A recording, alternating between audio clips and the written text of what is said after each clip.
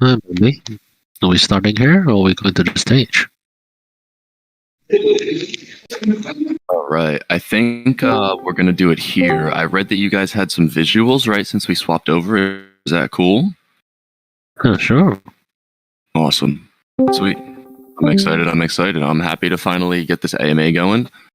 Everyone who here and waiting, guys, thanks for hanging out. Thanks for waiting for this AMA with Apeiron. I'm really excited that we can get this thing going. A few minutes. We can get people rolling through. Then we can start a few minutes past the hour if that sounds good to everyone. Sure. Awesome.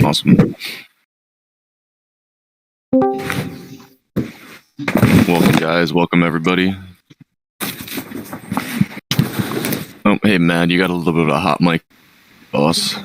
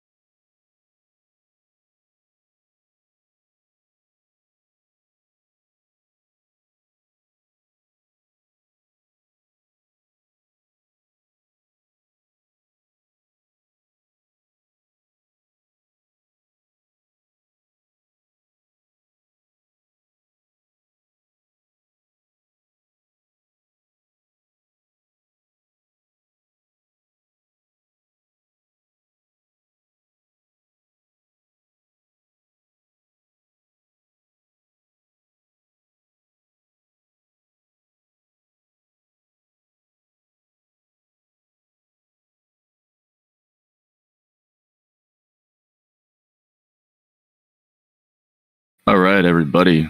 How is everyone doing today, man? We've got a good amount of people rolling through. We've had a few minutes past the hour to get things going. Are we all ready to kind of start this AMA? Yeah, it's cool. Amazing, amazing. Sounds like a plan. Oh, actually, give me 1 second. Let me see if I can get my OBS to work properly. I would like to record this. My OBS has not been working well at all lately.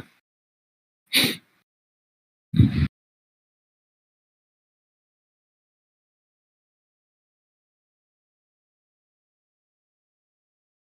I see we already have a lot of questions as well, which is nice. We got a bunch of people in the audience already. So what I'll do, guys, is I see we have a lot of questions in the AMA chat right now already.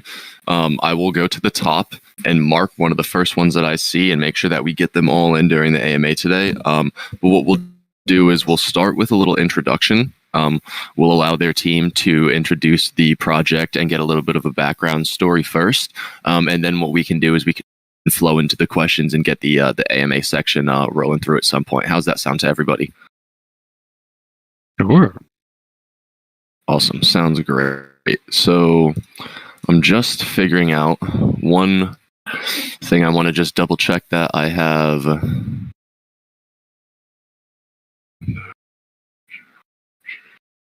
my OBS working properly is the only thing.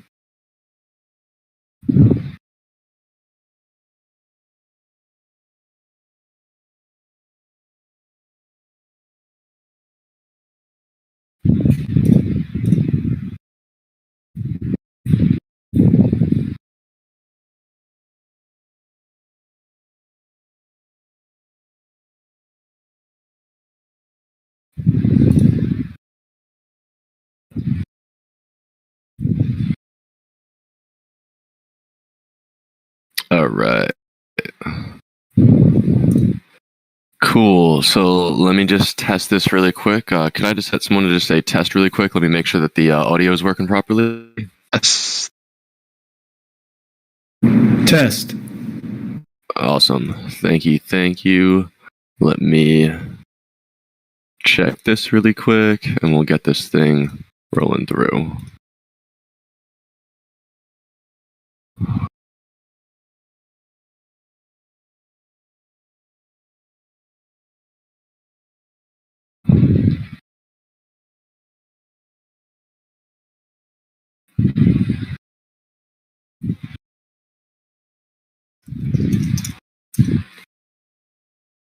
All right, cool. So it looks like everything on my end should be recording properly. Hopefully it will work all good. Everything came through on the test. So let's get this thing going, you guys. Everyone, thanks for taking some time to come to episode 41 of Zoo Tank with Apeiron. I'm really excited to have the team over here. Without further ado, let's allow the team a little bit of an introduction. So, guys, what's kind of the inspiration and the vision behind Apeiron? Let's just get a little intro into the project, and then we can kind of roll into some AMA questions and some discussions. Sure. Well, glad to meet you all. This is Frank from Apeiron. I'm the co-founder and the lore keeper of Apeiron. I don't have any C-suite titles because we try to keep a lean management over here. But yeah, nice to meet you all, and really honored to speak on the Zooverse. And as for the visions and the missions and why we created Apeiron, it all started 6 years ago, actually. It started from me trying to create a game. I was actually not in game development 6 years ago. I've been in the management, consulting, and private equity industries for over 10 years. And but I've been a very, very competitive gamer all my life. I've played games very competitively, from Street Fighter to Warcraft to Counter-Strike to World of Warcraft. Well, no, World of Warcraft not that competitively. It's not an esports game.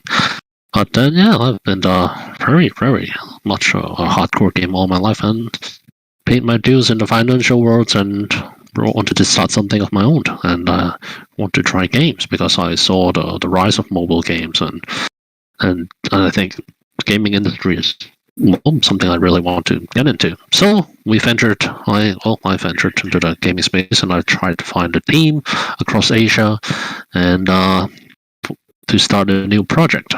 But I didn't want to create a project that's a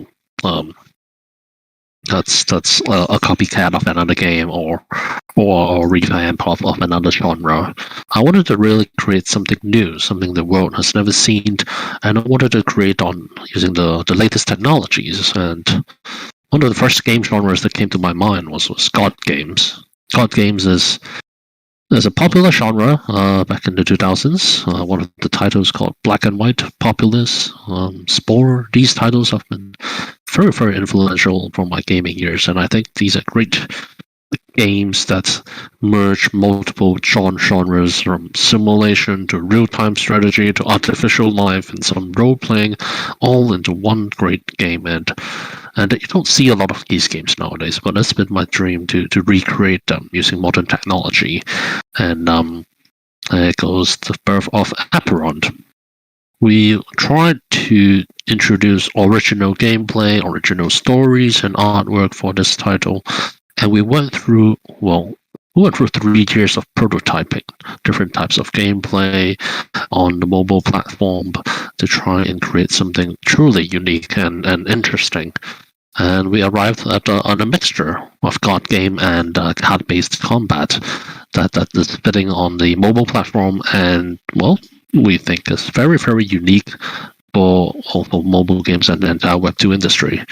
But it actually evolved to a point that it's really giant, both the scope and depth of the project. And we think the free-to-play model on the mobile is actually very limiting. We luckily came across the blockchain, and our co-founder, Orange, who's actually the game developer with many, many years of experience, suggested we look into blockchain. And we did a deep dive into blockchain games, specifically CryptoKitties and Axie. And we found it to be a great platform with which Apeiron can be built upon.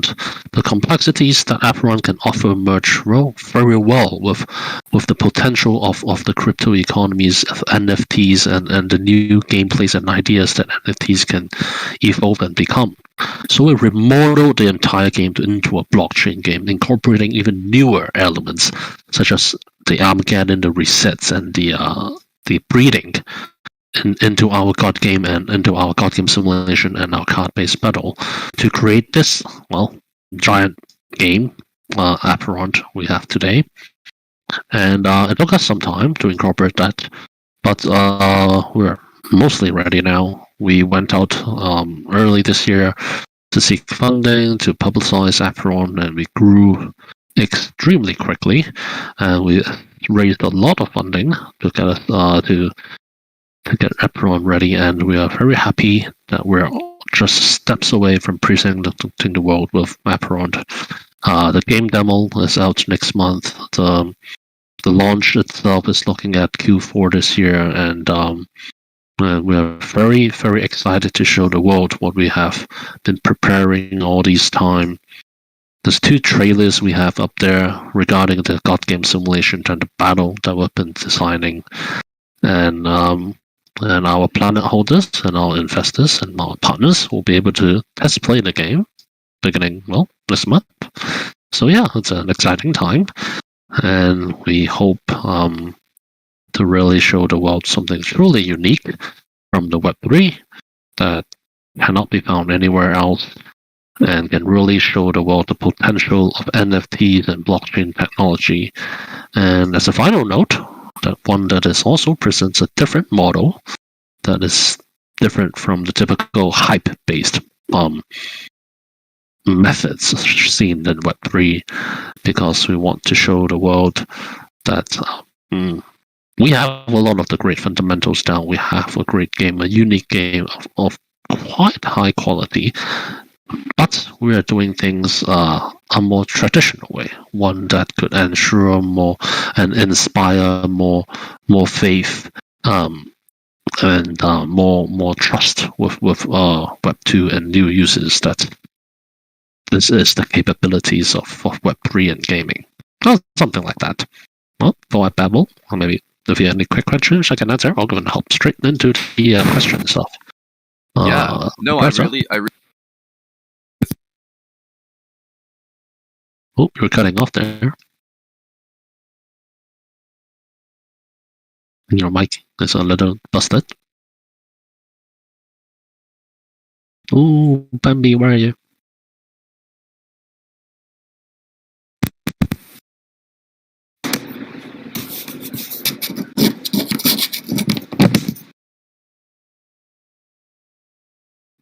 Am I back? Yep. All right. Sorry about that. My apologies. Siri just decided to kick on in the middle of my AMA. I guess she kind of wants to join. Little punk. Where was I? Let me reset.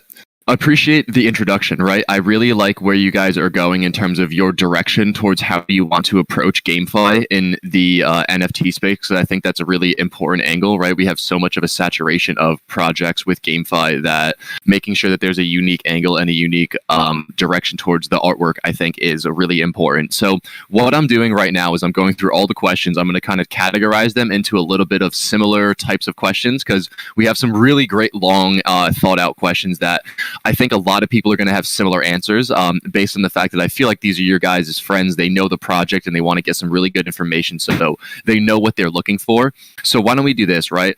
I'm a big fan of artwork. I'm a big fan of lore. Clearly, there's a really strong appreciation and understanding and focus towards the lore and the artwork in Apeiron. While I'm going through and categorizing this, do you think we could kind of go through a little bit of the artwork and maybe where the inspiration specifically for the lore and the artwork came from? Yeah, sure. Well, amazing. The inspiration from most of the work is much like many other Hong Kong artists, because much of the core team comes from Hong Kong. And Hong Kong artists of the course generation, it's around the 30s, most of them are inspired by Japanese anime and Western pop cultures. So if you take a look into our trailers, you'll see influences from many popular Japanese titles from Nintendo. You have Pokemon, Digimon, you have the Super Robot Wars. Every single artist, or pretty much every single teenager in Hong Kong, are super big fans of robots and sci-fi stuff. And so, yeah, the avatars and then some of the art style will be a little sci-fi and robot-y. And then there's also the cuteness of the dudes, which is actually pretty much inspired by Chocobos, because it was designed by one of the artists from Square Enix that's responsible for designing Chocobo Racing. And then there's also Western influences from the pop cultures, the movies, and the games. The satirical nature of the stories and the styles is told from a very, very, well, I'd say South Park, Family Guy, Futurama, and even the Rick and Morty influence on the humor. Super big fan of Western satire comedy. And then there's also, of course, many games from there, and ultimately the fundamental theme of the game itself and the project is on good and evil. Alignment systems introduced by many great game titles, such as those from Black and White, Knights of the Old Republic, Witcher, Mass Effect, Dragon Age. All these games have a great, unique alignment system that features good versus evil, that changes the outlook of the planets, the characters, the skills, the stories. This is all the inspiration we have from these games. But ultimately, of course, the biggest influence is the Black and White itself. The game from popular that evolved from Populous, developed by Peter Molyneux, is the one with which we build a lot of the games on, and the art style and the gameplay is a little homage to the original Black and White. Yep. Amazing. I really like that, and I think what's really funny for me is personally, I'm a big fan, like you said, of those comedic style, skits from America. I actually grew up at the same general vicinity as Seth Green, one of the writers for Family Guy. So I've been obsessed with the show for quite a long time. I think that's really cool. That's actually really hysterical. I'm excited to kind of see how the lore of those have influenced the lore of the project. Because for me, right off the bat, it's not necessarily apparent, but after hearing that little bit of information and looking a little bit more into the website, into the artwork, and into how everything is set up, I can 100% see the inspiration from those types of projects. So I'm really excited to see, as I've said, how that's going to progress in the future. Yes, Pandy, and I look forward to show you all as well. Of course. So let's see. So I'm still going through trying to make sure that all of these questions as of now are going to get answered. We got a lot, and they're all over the place. Some are asking about utility, some are asking about artwork, some are asking about some plushy stuff, some are asking about personal questions. So I love all of the large variety between questions that are coming out. And so while we get into it, can we talk a little bit about the current project that we have out, right? Because we have a few collections on OpenSea that I'm aware of, I believe. And for anyone who's unaware, can we get a little bit of an explanation in terms of what we can look forward to for an upcoming mint, and then also how that will play into the collections that are already available and live on OpenSea right now for anyone who's interested? Cool. Well, so there's three main categories right now on OpenSea. The Apeiron planets is the nuts and bolts. In order to play Apeiron, you need one planet to play the game. There are two types of planets out there you see, are fundamentally different planets. One are the primeval Exordium planets with an Exordium tag at the bottom of the picture, and ones that are without. So the primeval Exordium ones are the original mints that happened over Ether, and they entitle you to airdrops, early access to the games, different boosts and rewards and weekly events in the server. The normal planets is pretty much what you need to play the game in the future. Well, of course, the Exordiums can too. But the normal planets will also be able to breed, able to play, and they will continue to breed and grow slowly over time. We control very pretty firmly on the supply side by limiting the breeding item. The breeding item is actually the mini black holes, which is available in the Apeiron Codiverse items collections. And in order to breed planets, you need two planets and some mini black holes to get the planets breeding. Called a celestial conjunction. We know how weird it sounds when you say planet breeding, but yeah, we actually studied so many blockchain games, and to merge NFT technology and NFT ownership and NFT distribution for your players while breeding is really a very powerful gameplay mechanism. So we incorporated that into our system. But yes, the planet is the nuts and bolts. While the origins collections of Apeiron involves the apostles. The Origins apostles are unique collectibles. They are the pets that you bring along in combat. Well, you see, in the Apeiron combats, each planet makes up your main deck. To supplement your main deck, you need some supplement heroes and pets, so to speak. These are the apostles. Each apostle have their own unique skill decks that you can mix and merge with different classes to formulate your own play style. And the apostles are very unique and powerful pets that you can bring along that gives you a big boost in combat. And also, by collecting these different apostles, it nets you different benefits. It can get you granted into whitelists automatically. It grants you airdrops. It gets you a chance into the free planet and 3-star raffles. And it will give you a boost in staking events, and also ultimately collecting all 12 grants you rewards. Merchandise rewards, in-game rewards, and it's sort of like a collector's edition of the game if you get all 12 of them. And then there's also the plushie, which is recently out. We actually airdropped the plushie previously to some of our apostle owners, and the plushies as NFTs, but you can burn them and we can mail you the actual plushie. It's very huggable, it has a butt crack, and it's very soft and cute. And you can do whatever you want with them. And then there's the funny emblems. Funny emblems are like tickets. It's collectible. The more your funny emblems you have, the more goodies you can exchange. and or you can just sell them, well, for others to collect as well. It's going at around $10 per piece is the rough price. And finally, what's coming up in the mint is the Star NFTs. It will be a new collection in itself because it is the Land of Apeiron. The Land of Apeiron is this 11,498 stars. We won't be selling all of them in the upcoming mint, only a very limited portion, around 473, I believe, will be up for sale in the whitelist mint. That should be coming in the early September. The whitelist process is just began, and it's going to go on throughout August. And what do these lands do? Well, there are several main aspects with which these lands can come into play. First, Apeiron, there's a big mid to late game progression part that revolves around alliance gameplay.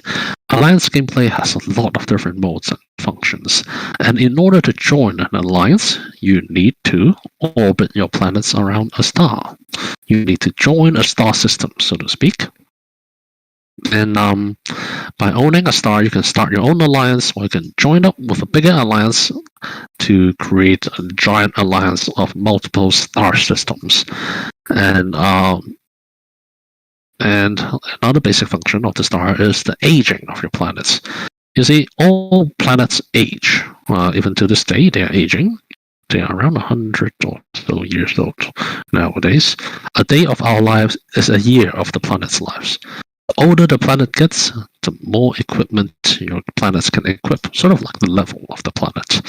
In order to speed up this aging, you can orbit them around stars. That's how gravity works. The rarer the star, the faster the planets will age, and of course, if you want to age it significantly, you can directly consume another planet. So yeah, you got the alliance slot, you got the aging buff, and of course you got the gameplay buffs. The stars themselves have different rarities that gives different types of boosts into gameplay. Some gives you a better attack and defense in certain alliance battles, some gives you a better drop rate of certain items, and some gives you different bonuses in simulation gameplay. So every star have their own unique boosts and features, and it's up to the players to find the mix they want in the alliance and find a unique game style they want to play with. And that's pretty much the core functions of the stars so far.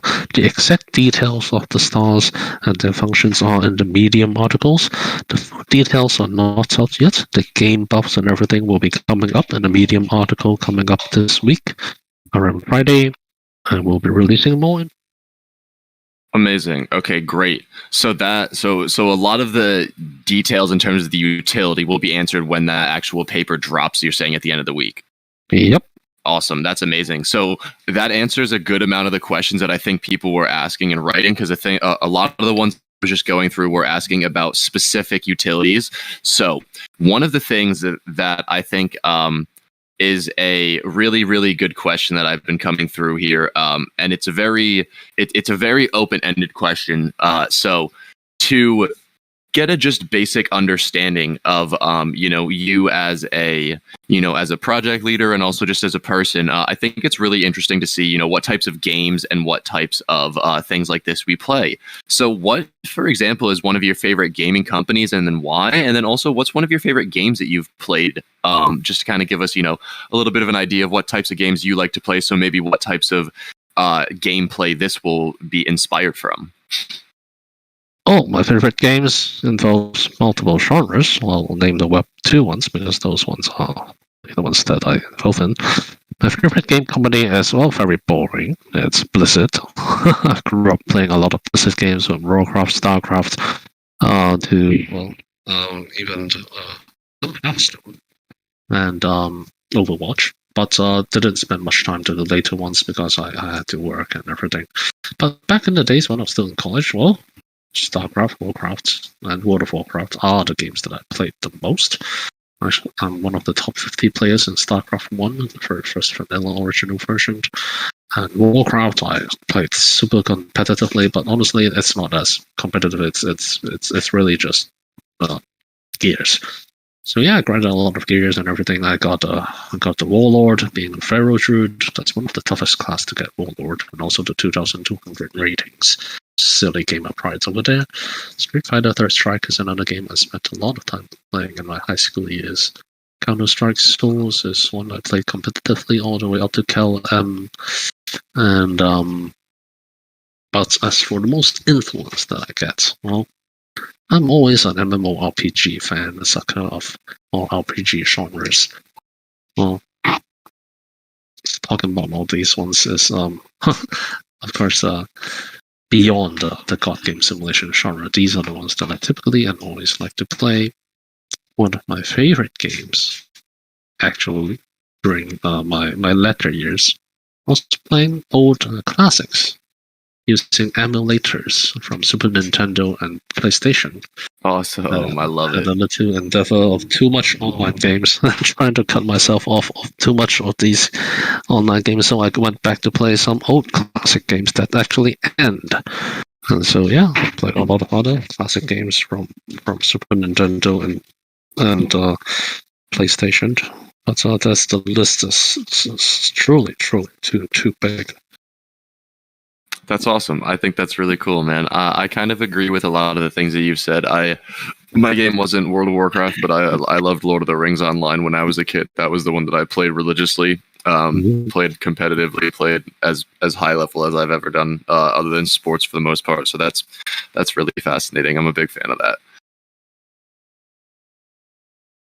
All right, let me see. So I'm trying to sort through a few of these questions. I would love to kind of roll into a bunch because there's a laundry list of questions out here. So while we're talking about the game, right? It's obvious you guys have angled towards the God game. What's out of all the games out there? Why revive the God game angle? This one person's wondering in the AMAs. Sure, can you repeat that? My also interesting. Of course, yeah. So they're wondering, out of all the genres of video games, why choose the God angle? I certainly don't have God complex, I hope, but we chose it because it's unique. There are many genres out there, and starting a new company, we're looking to what genres we can deliver a truly unique product that is competitive and sort of niche.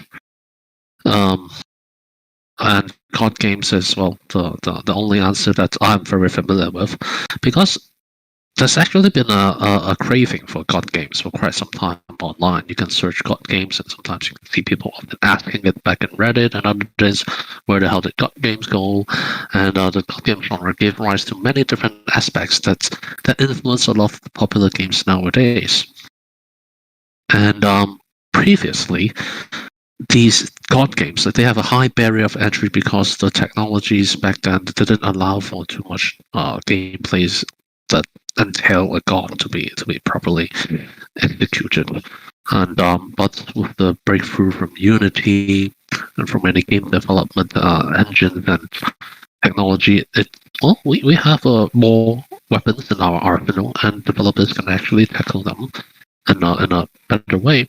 But these are hybrid genres, and hybrid genres often had a hit or miss effect back in the old game industries before the rise of online driven patch updated games. So nowadays games get constantly updated. We can always pivot and move our direction together with the reception of the game and adjust accordingly. And it gives rise to the possibility of building more complex games together with the community at the iteration speed that we can afford. But to cut things really short, I'd say we chose God games because it feels it's a very new genre. It's a very new and unique genre that gives people a very different feeling. Come on, I mean, you can play God.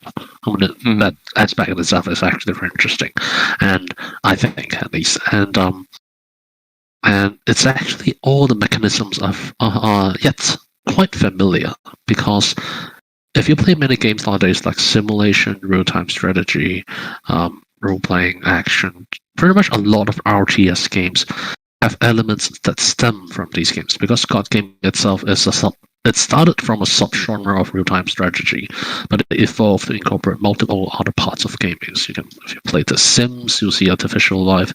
If you played any of the real-time strategy games nowadays, you see a lot of the real-time strategy elements. The simulation aspects, as the growth and the civilization grooming aspects, is quite prevalent in many mobile games.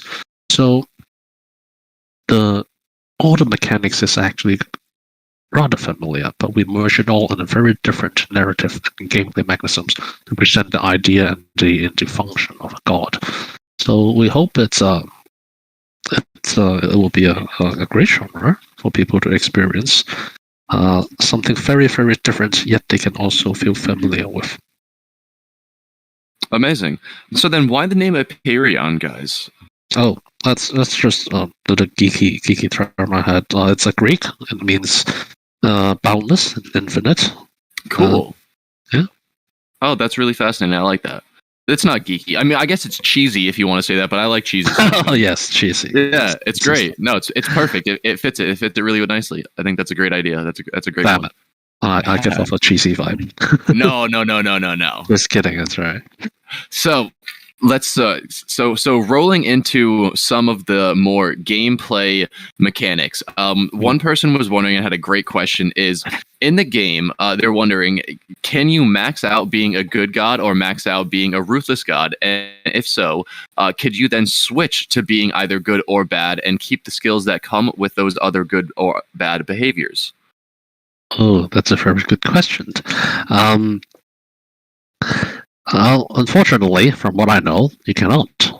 Your skills and everything will adjust according to that. What you can do is you can play an extremely good god on one planet, and you can play an extremely evil god on another planet.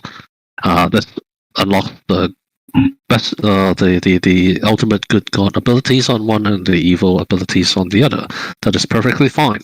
But if on the same planet you went from good to ultimate bad, you won't be able to keep or unlock those skill sets. There will be certain passives that you can achieve that, but the active skills definitely have to be according to your alignments. The evolution of your avatar, per se, is one that must stick to your alignment. But the aura can be a little different. But the evolution really comes quite late. I was hoping it would come with the videos and all the explanations. But the person who asked this question is a gamer at heart and adventurous, and I respect that. There's a lot of really, really phenomenal questions in here, and I'm trying to do my best to make sure that I get to all of them. They just keep popping up, but I got an entire list of I got every single question written down. I understand. That's why I do 3 to 4 hour AMAs when I'm on the Discord, because I try to answer them all. Of course, yeah, and I'm trying to make sure that we get all of them in as well. There's a lot that are similar, but then a lot that also have a little bit of a nuance that this person is looking to get asked or answered, and I just want to make sure that, like you said, that we actually get to all of that. And so in terms of the playability of the game, while we're talking about the different ways that you can play, the different characters that you have, are there going to be excuse me, any random monsters at all on the planet? This person is wondering, such as an alien where the player can defeat it to get resources. Will there be any type of planetary aggression mode in the future where there will almost be like a plunder type system where there is a little bit of a risk reward in the GameFi element of it? We're working on that one, because there's actually a mode where you can grab followers on other players' planets, and it functions sort of like the Clash of Clans and other game in the mobile games, where because the basic gameplay in Apeiron is actually to groom and grow your followers.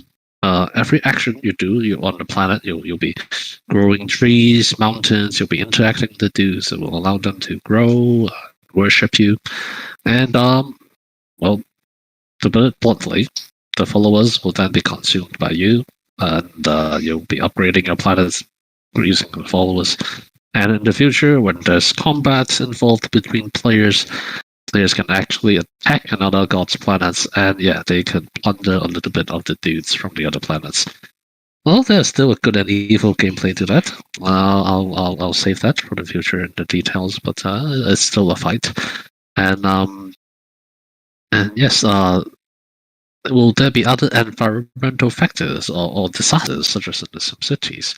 Well, there's certainly some unexpected disasters somewhere here and there, but will they be in the form of alien invasion?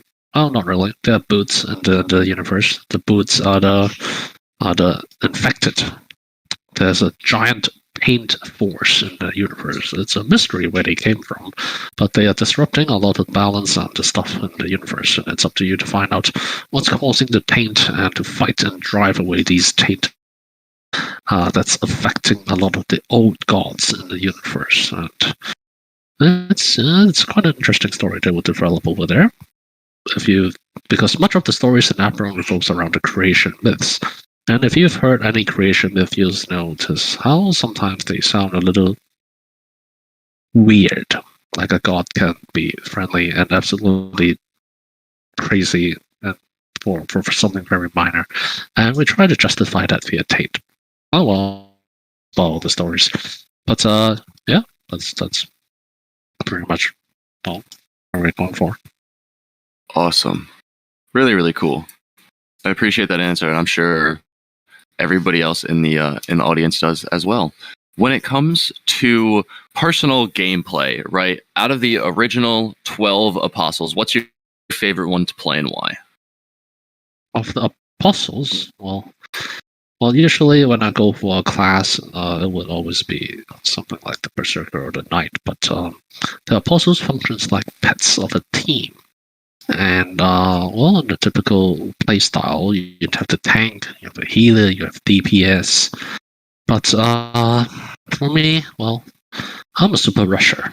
From real-time strategy, I'm a Zerg rusher. I'm one who likes to go for the 5-tank approach in Red Alert. Or in Counter-Strike, I'm always the one who tries crazy rushing tactics. So in the future, if you ask me, my favorite playstyle will be a full DPS style.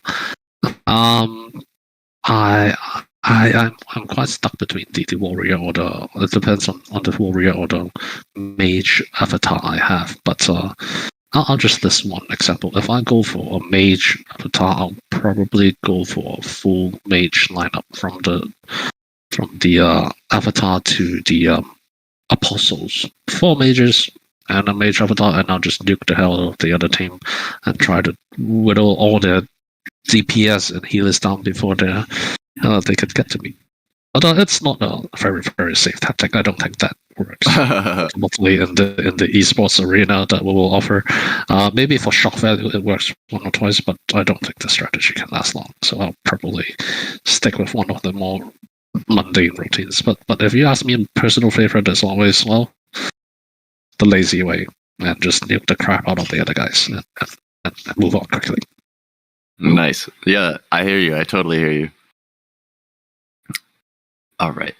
All right, let me see. Let me get through this really quick. I got a lot of good questions up here. I want to pull a good one, and I want to make sure that all of these people get their stuff answered. And so kind of rolling in from, we're talking about a little bit of gameplay, right? What our personal preferences in kind of what we like to play for each of us.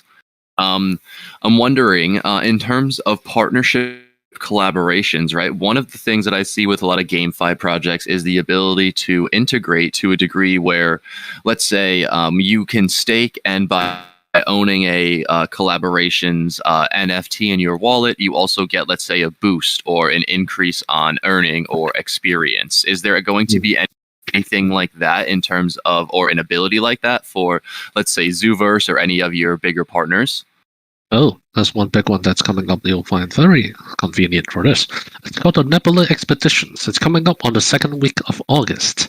Sorry, my daughter is waving at me, so I have to wave back at her. Okay. And the Nebula Expedition is a staking system where you put Apeiron planets, the apostles, and sometimes some tokens into a staking pool to get rewards. one of our upcoming collaborations with Zombie Club is that we actually have one unique zombie apostle that's part of the Origins collection, and you can stick the Zombie Club token in here to have a chance to win this this unique apostle. In the future, if we collaborate with Zooverse, there are two things with which we can do. One, players can directly stake the Zooverse NFTs in place of the Apeiron planets or apostles to get unique Apeiron rewards or crossover rewards, such as a unique Zooverse apostle, or maybe a Zooverse skinned, or even a Zooverse avatar. And in the future, in the game, by holding a Zooverse token, if we enter into a collaboration, we actually typically work with mutation models in the beginning, but we also have profile picture NFTs actually. It's the Spirit Core. If you've seen our simulation gameplay, there's a hand that moves around the map. That's sort of like the mouse cursor and how you interact with the game world, casting miracles and everything. In the game, it's a hand, but actually when you have a profile picture NFT, it could become that profile picture NFT. So in the future, you'll have a Zooverse animal commanding over these miracles, over the planet and everything. And based on the NFTs, we typically grant different rewards. When you reach certain levels, each different NFT have their own unique perks, so to speak. The perks typically revolve around the ability to generate certain tokens or assets, and so yeah, they will influence them. And then even more, well, in the future, if there's more collaborations, we can actually morph a Zooverse NFT into a planet, actually, where there's a Zooverse planet players can play, but that would require a bit more, well, a new mutation model and revenue splitting model. But we will definitely work on those because we hold a very open attitude towards metaverse collaborations. I think ultimately the metaverse is well, it's one giant digital nation that encompasses all of Web3, and only because I think, well, for Web3, for the decentralization, for everything to work, it really takes all developers to really work hand in hand and to try to coexist and push grounds further to build a much larger and coherent community. So yeah, we're open to correct, especially NFTs and projects that really have a strong determination and fundamentals to stay in this field. And yeah, and I actually truly believe, well, Zooverse will be one of these communities that will thrive and last until we see the true power of the metaverse, so to speak. We hope so. That's what we're all grinding for, right? That's where we're all here at the end of the day in this bear, still with our heads down, building every day and trying to bring value, you know? Let's see. I think that was a really, really cool answer. That was a great response. And I think it kind of rolls a little bit smoothly into this next second follow-up question from the same person earlier. And so in terms of balancing, right, organic growth, as well as ensuring that there's enough users in your database in order to keep the economy flowing sustainably, is there going to be any option or thought of introducing guilds at any point into the game? They want to point out, that there's a little bit of a strategy in the NFT space that some projects are going towards this, and not necessarily in the idea of bringing in people who are already in the NFT space, but also, bringing in players from outside the NFT space as well. Well, let me reiterate. So, are there any plans to incorporate gaming guilds into our space, or what do we plan to do with the gaming guilds that are incorporated into our partnerships? So I think it was a little bit of a both. I think it was more so like if you plan to do guilds, right, then yes or no, and then if yes, how are they going to be incorporated? Exactly what you reiterated. All right. So we partner with 24 gaming guilds now and growing. I still meet around 2 to 3 gaming guilds every day. And I think gaming guilds form a very integral part of the early economic cycle of Apeiron. Where you see gaming guilds, in my eyes, are the ideal free-to-play portals into Web3 and even Web2 games, really. And they start off by being scholarships and play-to-earn scholarships and everything, but they're evolving. And a lot of these gaming guilds that I meet and that I let in and partner with, they have very different visions down the roadmap. They're not just a scholarship guild. They actually evolve into metaverse communities that promotes different types of metaverse activities and educate their members on these activities. A little university and mentorship programs, a lot of them are in themselves. And a lot of them also are focused on play to win gaming, esports gaming, but no game design communities, storytelling communities, and programming communities that are from every aspect around the world. And a lot of them are founded by community members that are very dedicated to gaming and believe in the potential of Web3 and gaming, actually.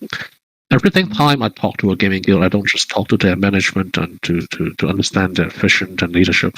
I also look into the Discord, the chats of every gaming guild, and I want to see that the scholars are chatting something beyond flipping NFTs or tokens, where to earn, where to stack. It's actually easier nowadays because in the bear market, a lot of these chats and a lot of these gaming guilds are sort of dwindling, dying. But there are gaming guilds out there with members who actively seek out the next project, who actively discuss and look into projects, their games, the stories, and they invest themselves into tokens and NFTs as well. They're not just here leveraging on the community to get cheaper tokens or cheaper NFTs. They're actually here trying to identify the next great game they can play and grow together with those community. These are the partners and gaming guilds that I want in my game, because ultimately they will form a large bulk of the initial audience. And when you head into a game, what would be the game chat looks like? What would the game chats looking like? What would the players also looking like? Are they just a whole bunch of grinders and scholars from other nations, or will they be genuine players who are, well, as I say, they're very. Sorry, wanted to sneeze, but I didn't. Oh my god, I hate this feeling. Anyway, oh yeah. But there'll be a whole bunch of genuine players that are very duty, as I say, and they'll be fun to play with and actually quite skilled. Actually, if you've played any games in our game server, I invite you to compete against the dudes on our game server. They're all highly skilled in many different games, and yeah, that's what we work with in the early economies. But of course, we also noticed that gaming guilds themselves, the existence of many, are actually there to grind resources to profit from the economy. So in Apeiron, we actually also promote win to earn. We don't exactly promote play to earn. There's a play to earn aspect in Apeiron where you can reset planets weekly to earn tokens, but to really make I wouldn't say make a living, but to really profit and to make a profit and to earn efficiently, Apeiron encourages and requires, it doesn't even encourage, requires players to work in teams, in alliances and in guilds to compete in leaderboards, in direct competition fight events to earn the extra rewards. Because we believe in order for an economy to last, the earning should scale up with risk and dedication and skill. And we require the gaming guilds to fight against each other, to compete in giant there's a lot of people concerned that there'll be a pay-to-win elements in these gaming guilds. There's actually different modes. Some modes favor pay-to-win, but some modes actually favor strategy. The biggest guilds will be the biggest targets. Smaller guilds will band together to fight them territorially or strategically via sabotage or alliances. There's actually many different ways which you can play in these alliance games, and they offer very different and fun political dynamics between gaming guilds. And so but yes, we are behind the scenes publicizing and streaming these giant guild war events to ensure that they are fun. The rewards will be extremely enticing. But yes, not everyone can win. But all the gaming guilds know this, actually. And they are all extremely excited about this, because all the gaming guilds that I find are genuine players and partners. They don't mind losing or winning, or they don't mind losing, and they are here to win and to compete and to generally truly have fun and earn as a bonus and a side reward. That's how we treat gaming guilds, and that's how we. Well, actually, I want to put one last word: is how we form an ecosystem with the gaming guilds. I think gaming guilds are really great user acquisition platforms that will continue to grow, and they will grow beyond gaming guilds. That will become their own launchpads, their own mini digital nations that empower the future of the metaverse. These are the residences that form the bulk, and they will. And honestly, why create your own free-to-play portal when they already are the ones who offer this? The birth of gaming guilds come from extremely expensive NFT assets that normally others cannot access, and this is actually fine in my eyes because we have the gaming guilds now. They will smooth out the onboarding process to let the players know what the games will look like, and they can play in communities. Eventually, if they want to own their own NFTs, they can learn or they can grow in these communities that get their own. A lot of games nowadays try to merge free to play and play to earn in one thing, which I think in itself is extremely both very highly inflationary. Why combine two extremely inflationary mechanics into one to entice players in to collapse your own economy? This is actually quite baffling to me. But yeah, I think it's better that we focus on turning Apeiron and now NFTs into premium entertainment experiences and premium products that can continue to grow and appreciate in value, while the adoption, the free-to-play element, comes from these gaming guilds that we partner with, and will form the new publisher user acquisition model, and then we'll also be marketing and everything, but then we can focus more on developing the game itself. Okay, I babble on too much. Well, I'll pass the floor back to you, Bambi. No problem at all. I think it's a really important element to kind of hone in on all of what you said, right? In terms of the play to earn, the play and earn, the element of making it an enjoyable high-end entertainment experience. And then also what I want to focus on a little bit earlier in your response was the focus on community, right? I think that's one of the most important things and one of the main reasons why people do play games to this extent, right? When you are connected to the degree that a lot of people are when you are invested emotionally, time-wise, and sometimes financially also in these MMORPGs online where, there's a lot of time and there's a lot of just energy put into them. I think it's really important if and when NFT projects start to go into this space that they really focus on that, because we do have such a high expectation for games that we play based on the fact that we have been exposed to so many good games for such a long time that obviously, we want the NFT element because it's something that we find interesting and valuable and able to be, utilized in a way that I don't think a lot of people can see. But going back on the things that Web 2 does properly, I think is one of those important factors in a successful Web3 project, and just seeing and hearing all of the ways that you guys have thought about the different elements of the game is really good to me. It's really interesting, and it's really important to kind of hone in on those. So I would like to just kind of mention that really quickly. And as we kind of roll, into talking about some of the elements of the game and talking about a little bit of how the actual gameplay will occur, there's a lot of questions in terms of the dudes. People wondering, whether you are going to be able to grab a legendary dude from only planets that you own, any miracles that you would have liked to perform on the dudes, how many have you burned personally, all of these great questions. And so can we get a little bit of an introduction into the dudes, and let's just a little bit of a background story on what they are and how they as a character play into the Apeiron ecosystem? Oh, the dudes are, well, I can't go much into too much of the background though of how they are created, because that's actually one of the bigger mysteries surrounding the Apeiron universe that will unfold itself via a lot of different item descriptions, background descriptions, and the ultimate story. There's even a secret behind these headquarters. But anyway, I don't want to dwell too deep.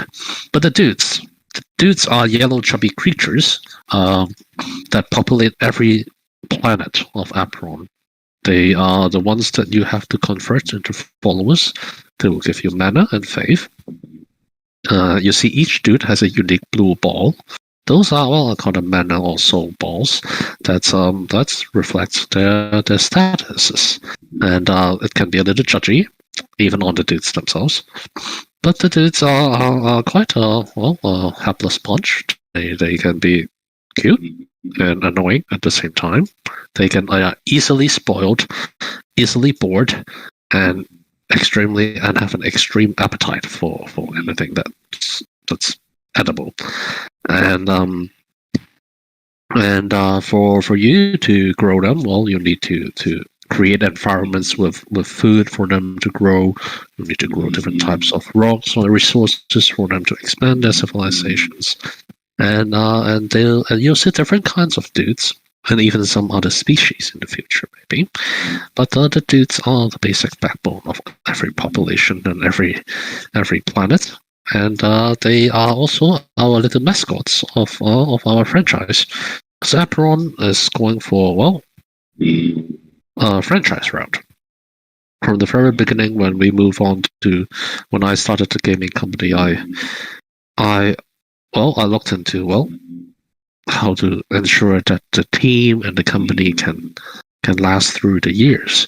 If it's just a single game project that I want to create, I probably don't have to start a gaming company. I can just invest in an existing company or a team to create this project. But I started this own company because I wanted to create something different, to move on to a franchising route, because I think there are many great games and many great stories out there in the games, but there's just often these times that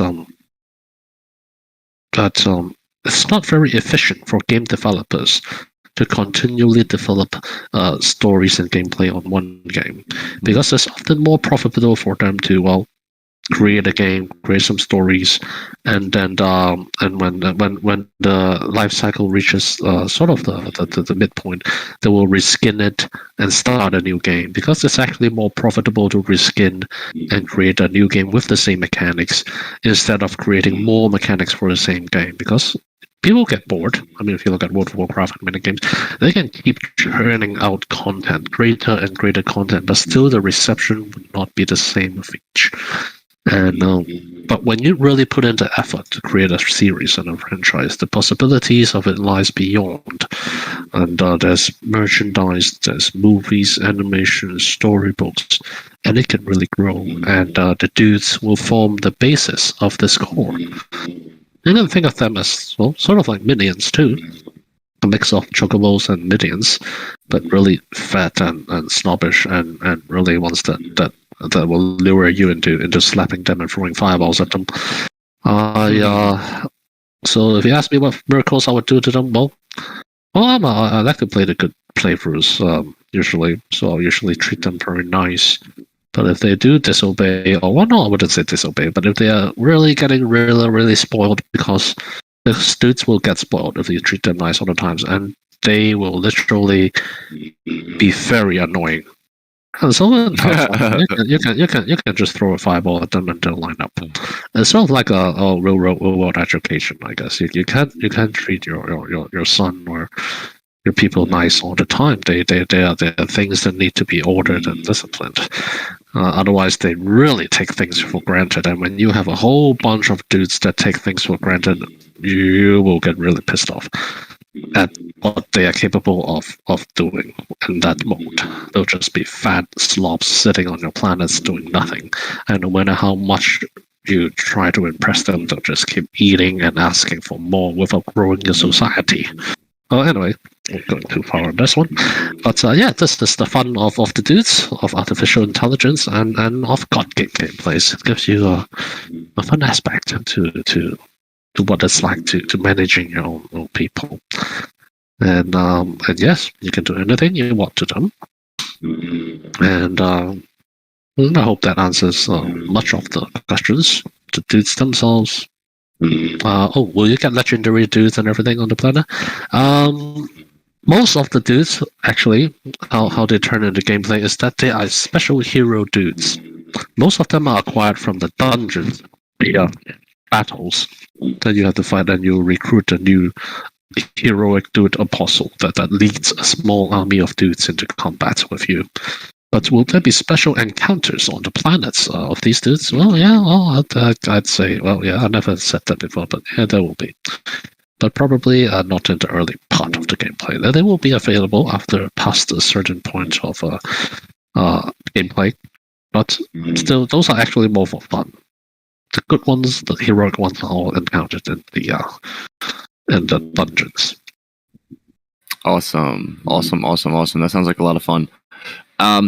In terms of more playability, right? We've talked about the dudes and how they're going to kind of play into a little bit of the ecosystem. Will there be any personality differences in terms of them? Obviously, right? Some are going to like to fight, some are going to want to sleep, some are going to want to just hang out, some are going to want to cause trouble. Personalities wise, some of them do have it, but with gameplay, with experience, you will learn to shape these personalities of theirs, because depending on whether you're a good god and an evil god, you can pretty much predict how the dudes will react to certain aspects. Will there be outliers? That's a random dude that's extremely defiant even when you treat them super nice. Well, yeah, there may be one or two squads of dudes that do that.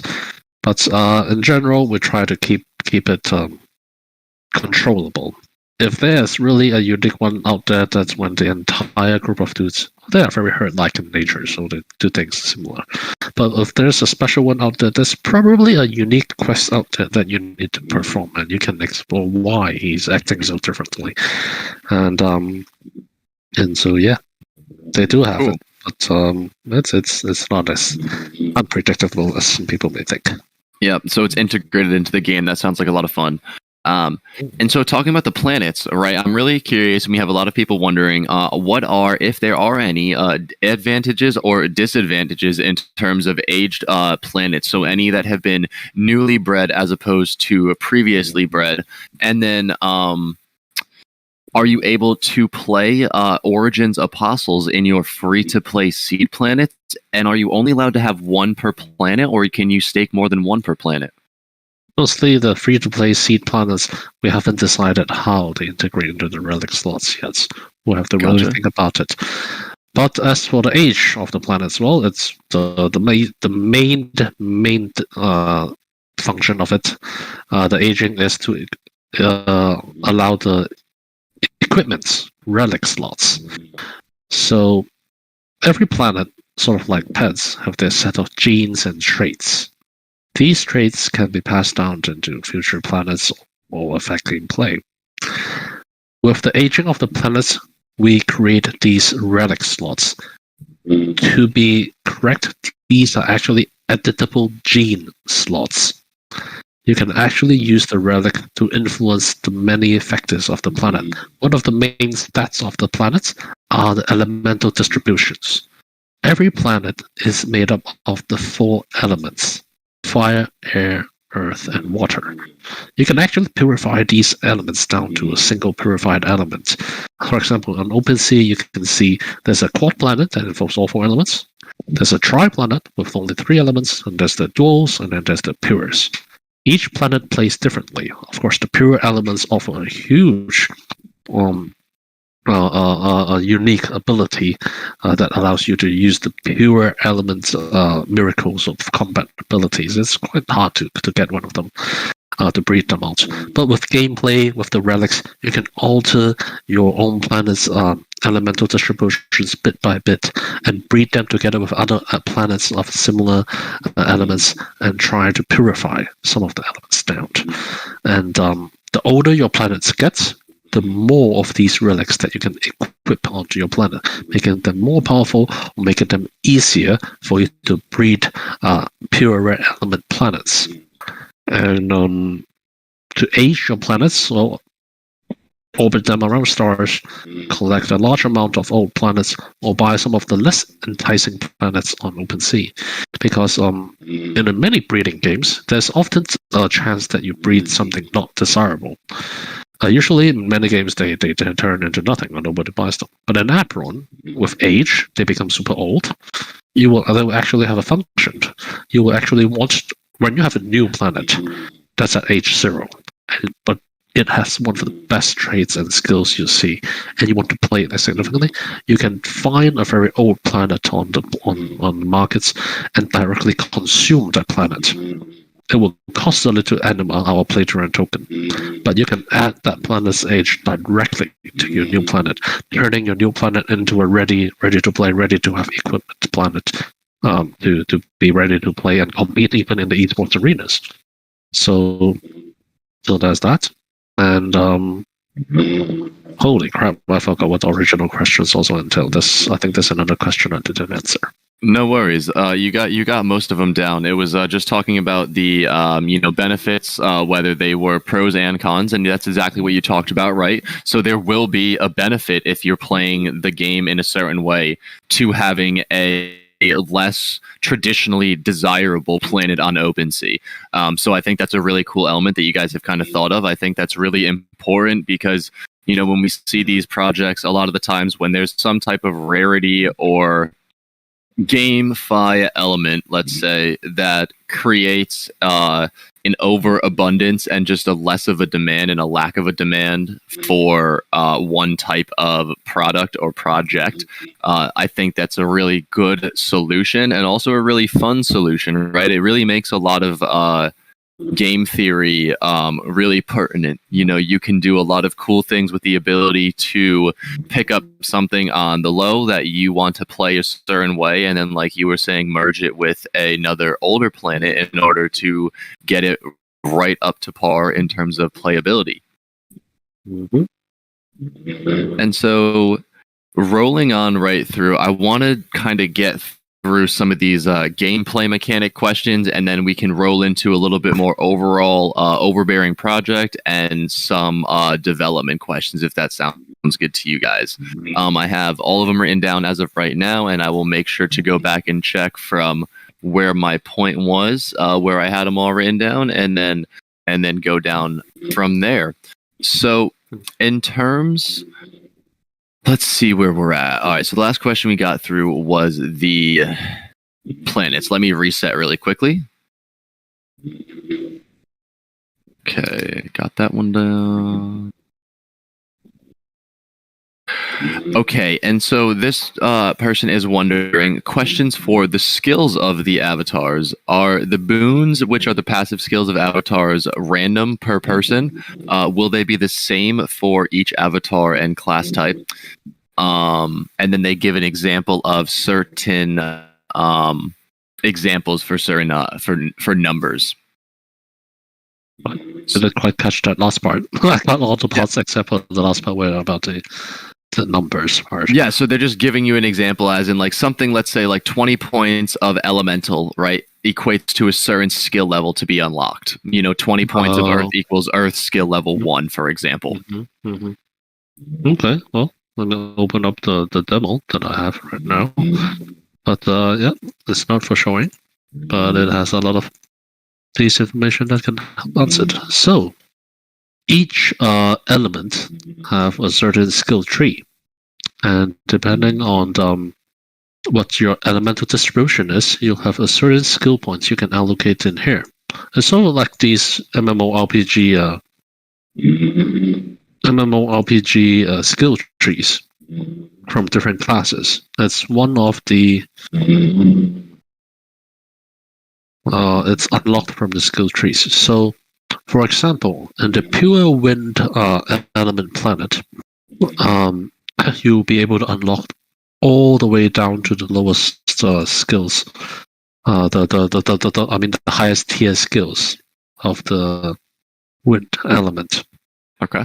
And one of the boons for them, let me see right now, is actually the skills. The skills we have for a pure wind element mage, you have the Wrath of Thunder, that summons a thunderbolt that strikes at the target in any location on the map, and it causes a stun effect. It's a very powerful AoE stun That's only unique to the 50th elements. You need to spend 50 points in the wind element to unlock the skill. Once you have the skill, it becomes part of your main dex rotation, if you choose so. And by constantly leveling up the skills themselves have different takes. It's different playstyles. For the wind element, a lot of it revolves around kiting and movement. They are passive talents that gains you increased movement speed, and the more you move, the more energy your avatar charges. The first levels of these skills involve basic movement addition, speed bonuses. It's a choice between them, actually. Either increased movement speed, or every increased movement speed you gain additional energies. In the second tiers, the talent, the passive, focuses on being able to gain additional damage the more you travel. But these are actually all samples from the game demo, and they are not final yet. We're fine-tuning the UX user experience for them, and it involves 2 or 3 playstyles at least at its core that allows you to pick different passives, and then and to unlock a unique playstyle that really needs to be complemented with the right mix of apostles to take effect. And wouldn't want to spoil too much here because you're supposed to experience it yourself. So,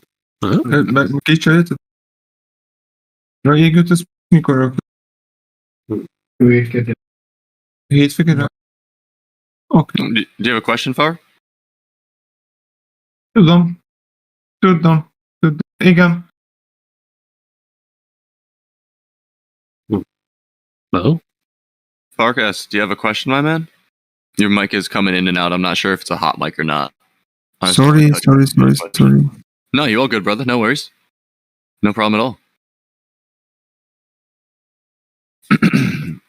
So we've talked about, right, the different elemental aspects of the planets, how they're going to play into the ecosystem.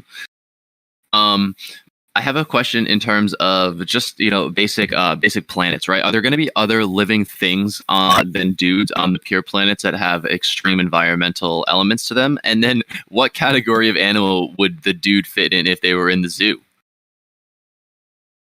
For the extreme planets, yes, every planet have their own unique animals, actually, environments. And the dudes will have different interactions with these things, and they can build different things. If they are in the zoo, they would probably be... I never got asked this question. Let me think about it.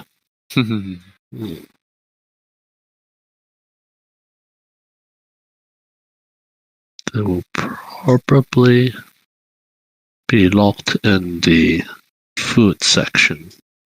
Or in the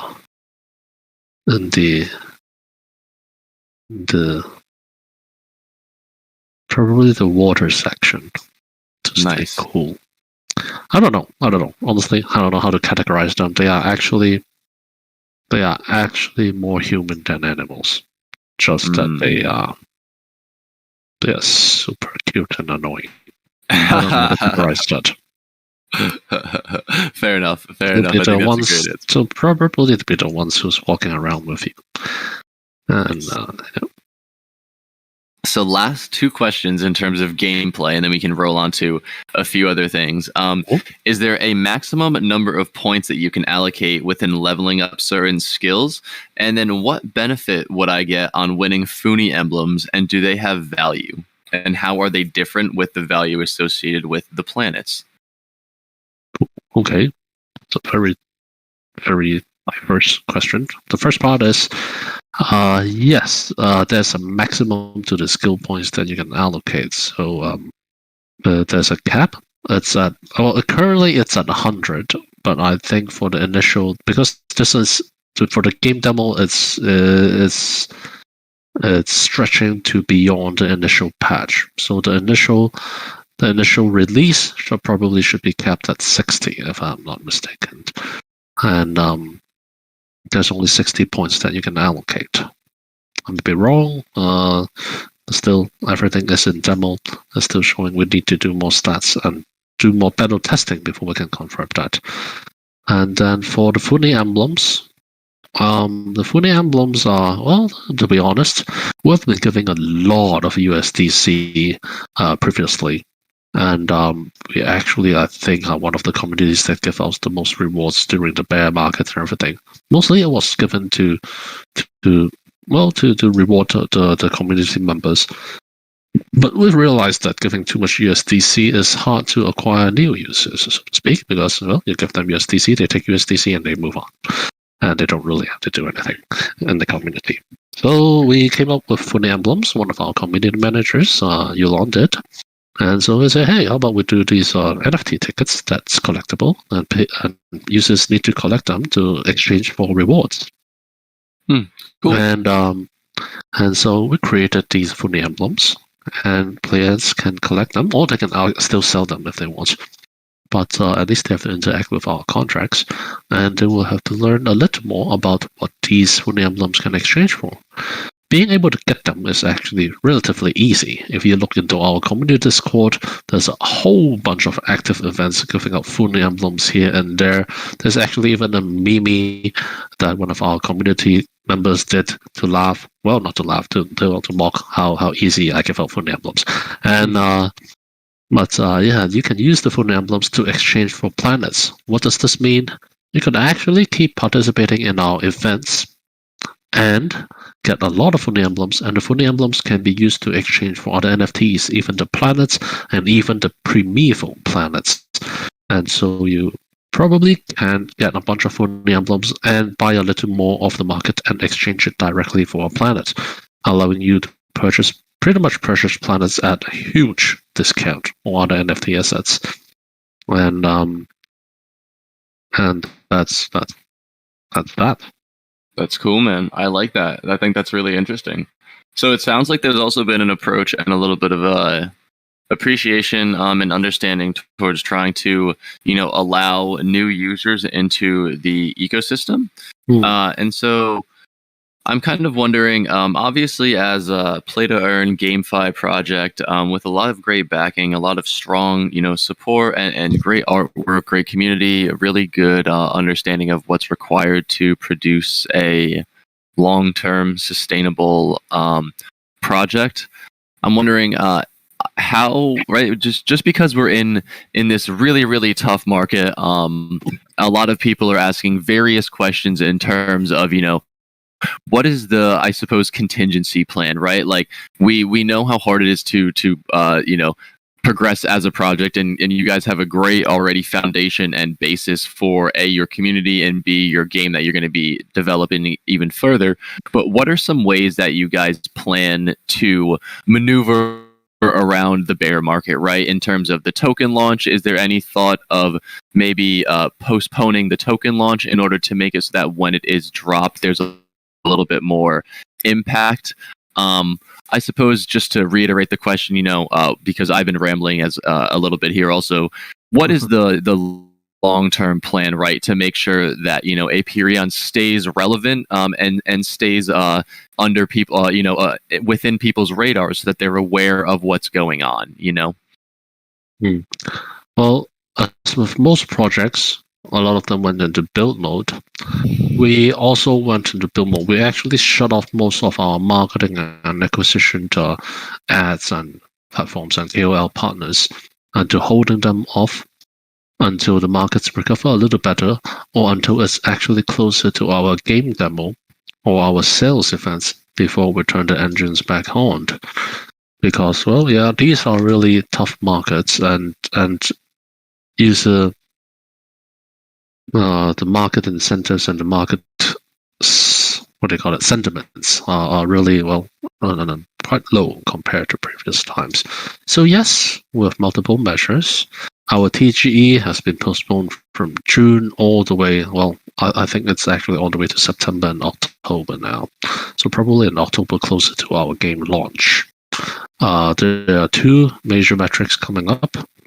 The September Consumer Price Index reports, which a lot of people are super bleak on, but probably most will think that's where the bottom is.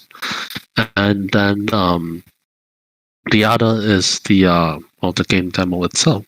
How it goes, the reception is a very important factor for us. But still, the postponing the TG is one of the main things. How we do the TG is another thing. We have three factors actually now that I count. One is the postponing, and two is the actual TGE. The actual TGE, depending on the market condition, we have three styles. If the markets are recovering, or good signs are showing, we will go for a small IEO on one of the top exchanges.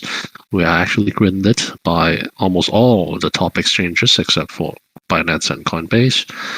And we're good to go for most of them. Just need a date. I need to give them. But if the markets are not that great, or maybe all horizontal, or at least we are at the bottom, I would hope for a direct listing for a centralized exchange. One, or actually two direct listing on two exchanges. Something like OKX and Bybit, or KuCoin and Gain, or something like that, to give me more coverage across the world. But if the markets are bad, and even worse things are going to happen, there are two options. One is to further postpone, which I don't prefer, and the other one is to go for decentralized exchange listing, where I will significantly limit the amount of volume and liquidity that will be available out in the markets. But I do want to get the token sold, because it is so close to our game launch. We need our tokens to be out to interact with the breeding, with the gameplay, to realize some of our fundamental statistics. So we will have a very limited amount of token sales. So at least the tokens are tradable. People can stake it. People can use it to play. But we will control probably a huge amount of percent of it. We will buy and hold it ourselves to ensure that the pricing remains at a certain stage, and to work the price and even market make the prices to a certain extent to ensure that the price stays healthy. This is actually what we'll do, not just for the decentralized exchange, but even for the centralized exchange. We will work with some of the biggest market makers to ensure that the price can move on a healthier appreciation trend. We think the hype-driven model, where it gives rise to the Dutch sales, the copper launches, and the foxes, is great for fundraising. But at the same time, we believe this hype-based approach, where they pump, stake, and dump, is not exactly something we want to build for a project or a token. We think the ultimate marketing tool, the ultimate show, is the token price. If all Web3 projects end up in this model, nobody will ever look into Web3 with a normal light. Everyone will just come here to speculate, to earn money, and to leave, looking for quick projects to move on and dump. I don't think anyone will take the entire technology and everything seriously if even the best projects always fall into this category. So we want to try something different. We'll start low with volumes and low on pricing, and we'll move our way up. Slowly, strategically, and with a lot of market making and control. And once we create a good trend, more people come in, the game is ready, the testings are done, the franchising, the merchandise are already, will release it subsequently towards the public. Let the public decide the fate. But before that, it will be heavy market making and heavy control. And even to last through the bear markets, it's pretty much meaning the company and the developer will have to hold a bulk of the tokens. I believe we've raised enough money and also from the token sales to do that. And that's one thing. And the final measure to control this is the birth of the Nebula Expedition system. The NFT staking mechanism was always in the loop, in the scopes, but we revamped that, and we spent actually some time into reorganizing the game structures, because we have a fail-safe where if, in case we do postpone the tokens to a much later date, the game still needs to run. With the development of the game, we want the game out. And if without the tokens, we'll have a version where players actually use the NFTs in place of the tokens to play. The NFTs can only be obtained via our Nebula expeditions. And players who own planets and apostles will be able to get these items in game to ensure that the game can continue to be played.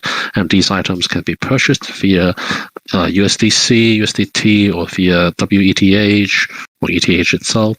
So it gives us more flexibility in controlling the prices and the supplies as well.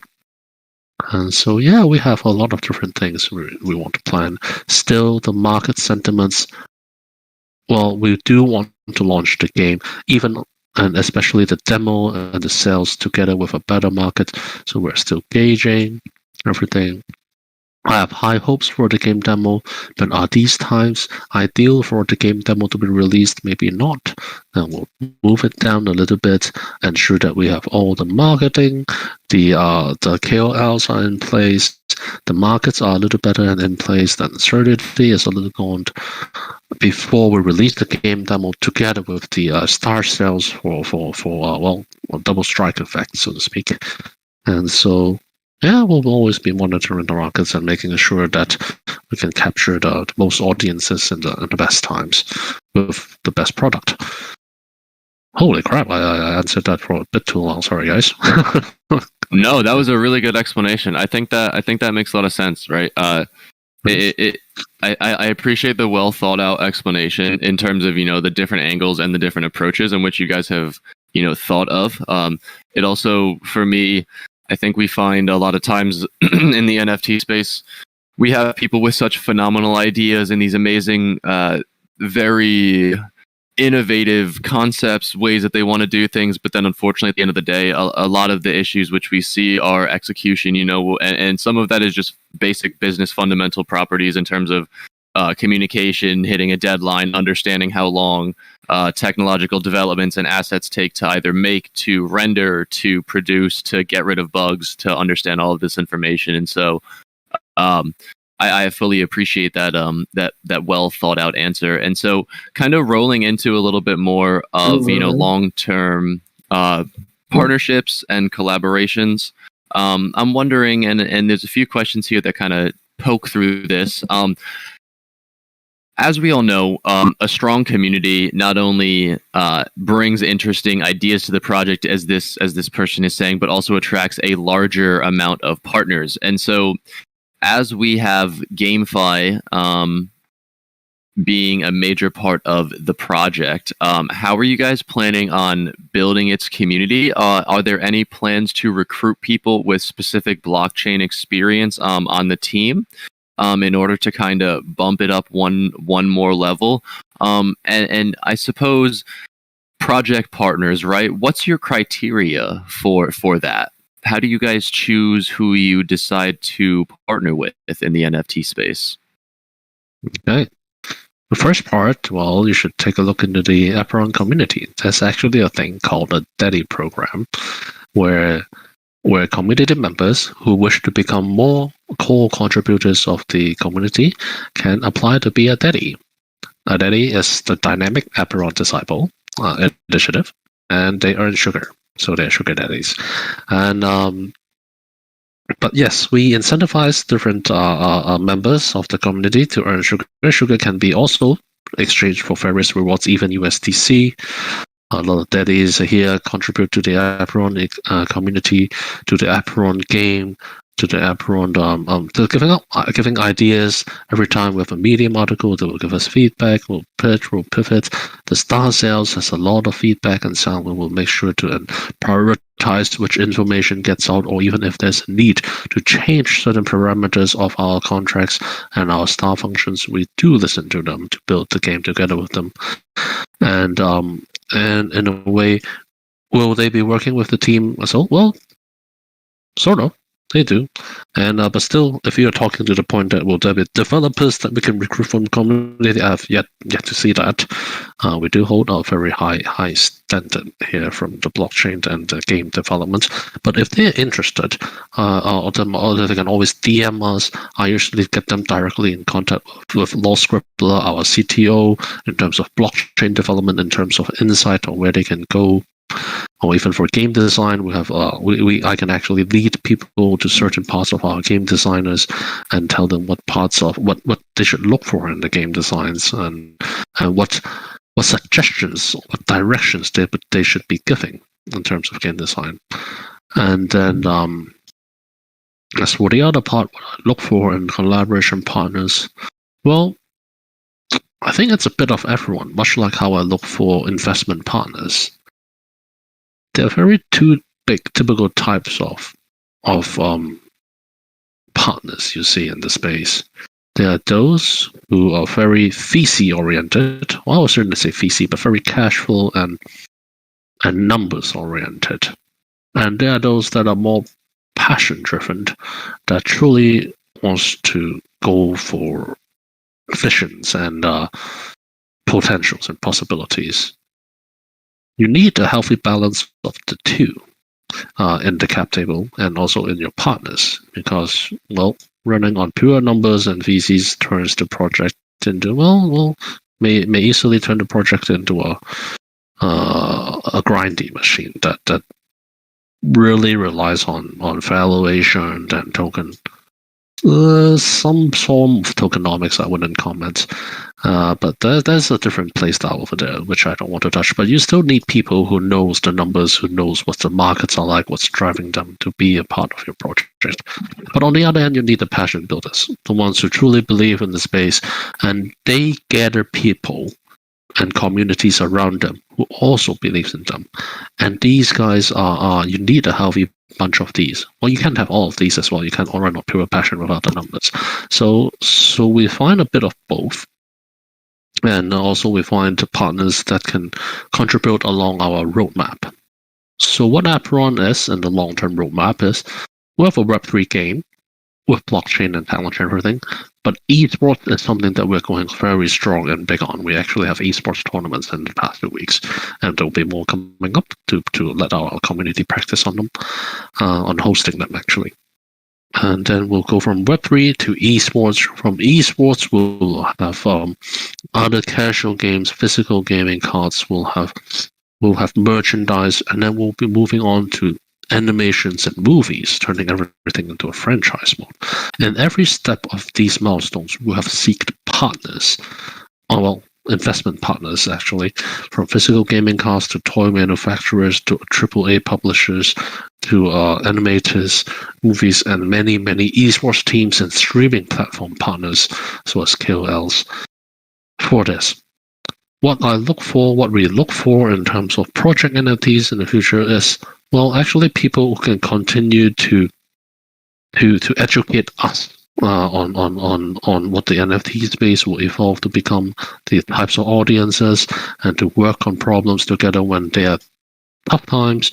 We will look into the guidance of other more OG NFTs people, because honestly, the only aspect from the 6 years of development that the greatest aspect we lack is actually, in my opinion, the blockchain part of the equation. The blockchain part is the newest part. We have to integrate it with a really giant game web built, so there has to be many new things, many flaws, and we look into the experiences of other OGs, other blockchain experts to guide us, to give us examples, and to find us the right mixture of so to speak, the mentorship. So in the prompts of the projects, we want to find people who of course, from a fundamental point of view, have a very strong community, and they are very community focused and driven. That because ultimately, what survives these bears and everything for a lot of projects is the community itself and how much they're willing to not just build but also maintain the core community. Because one of the things that I truly admire about Web3 is the power of these communities.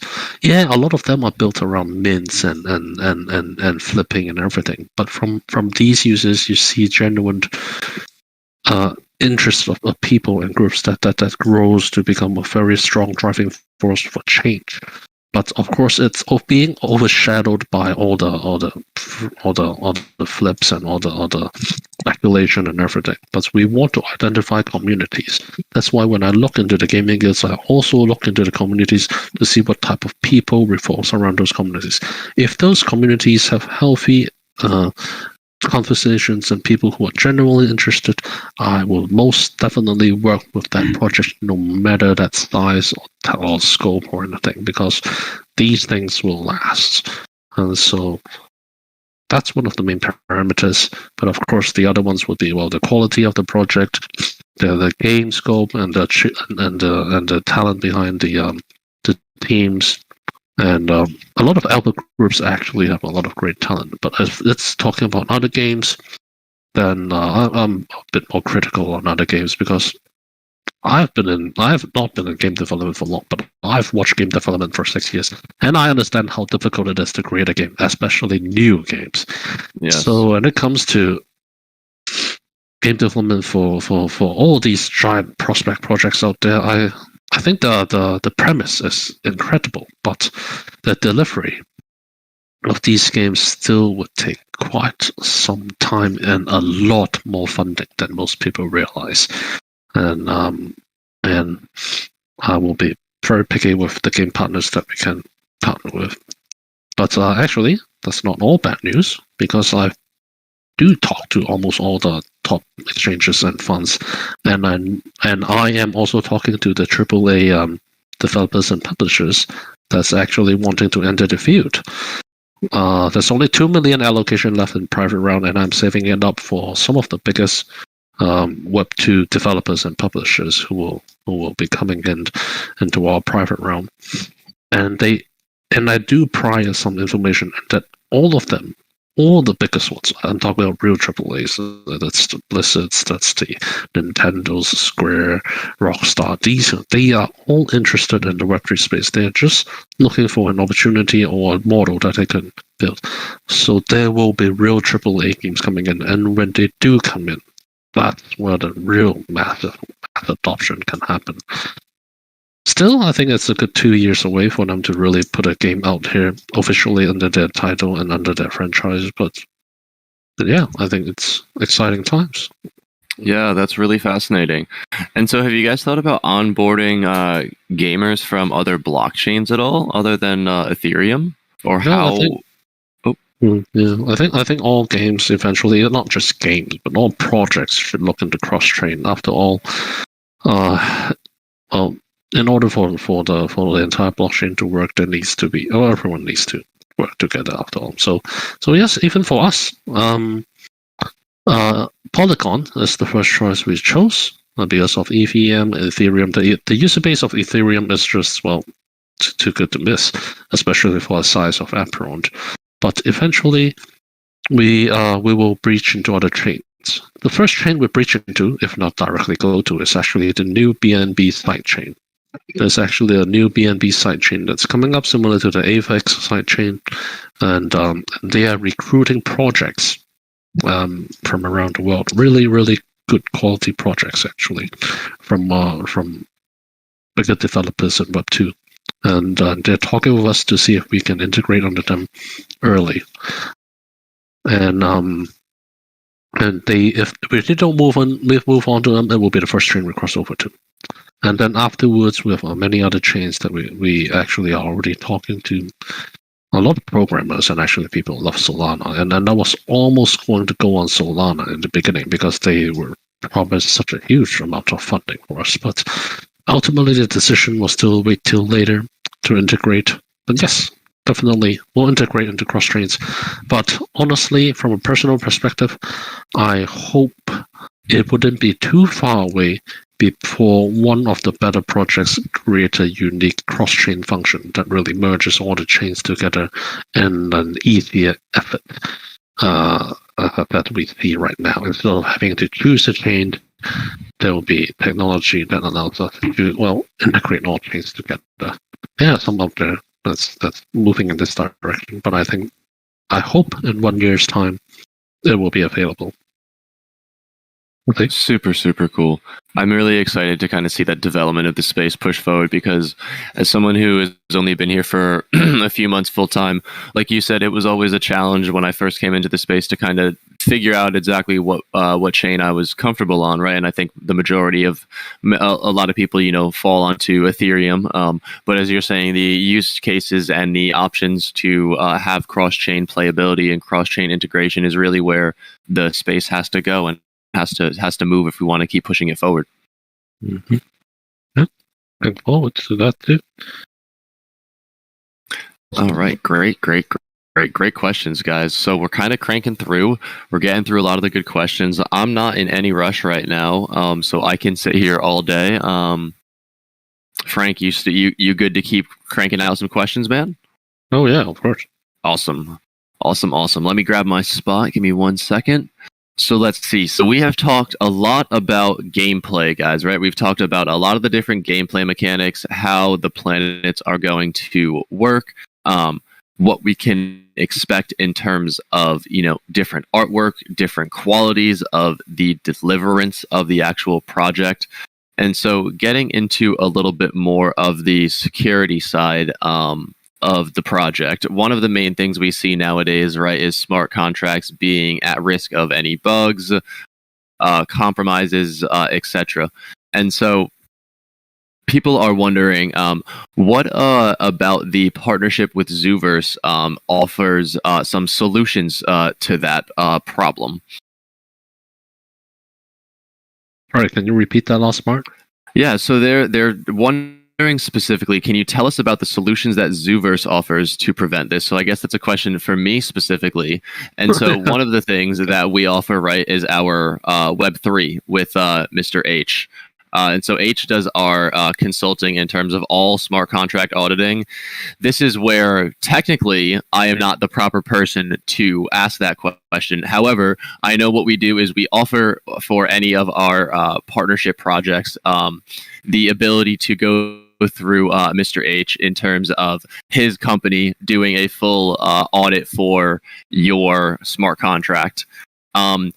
What those actually entail, like I said, I am not a Web3 developer or anything in terms of that.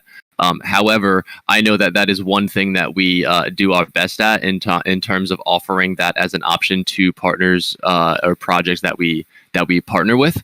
And I think that's one way that, we in Zooverse, as well as, the space is kind of overcoming that, is allowing more opportunity to, have an option for if you aren't able to get your contract audited. And obviously there's an opportunity for that to be a thing, right? I think you're seeing more places and more opportunities for, that little interoperability between multiple projects.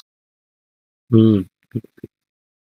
Oh, that sounds great. We'd love to meet Mr. H in person, through a meeting someday, and have him audit our contracts. We actually had a tough time trying to find good auditing firms, especially with the crazy schedules they all have. And, yes.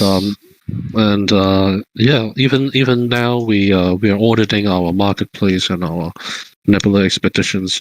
There's actually no critical bugs from the reports, but we still want to ensure it to be safe, because the Nebula expedition have a lot of new features. Logically it's not new, but when you put them together, it becomes a new contract, and we spent extra time, an additional week actually, to audit them. So there's a little delay with the Nebula expedition we had, but we are firmly rock solid on the safety of it. But honestly, at the end of the day, I don't think anyone can really claim ultimate safety. As I always say when asked with the security questions, we will get audited by the biggest firms, but is it hack-proof? I don't think so. I don't think anything is hack-proof.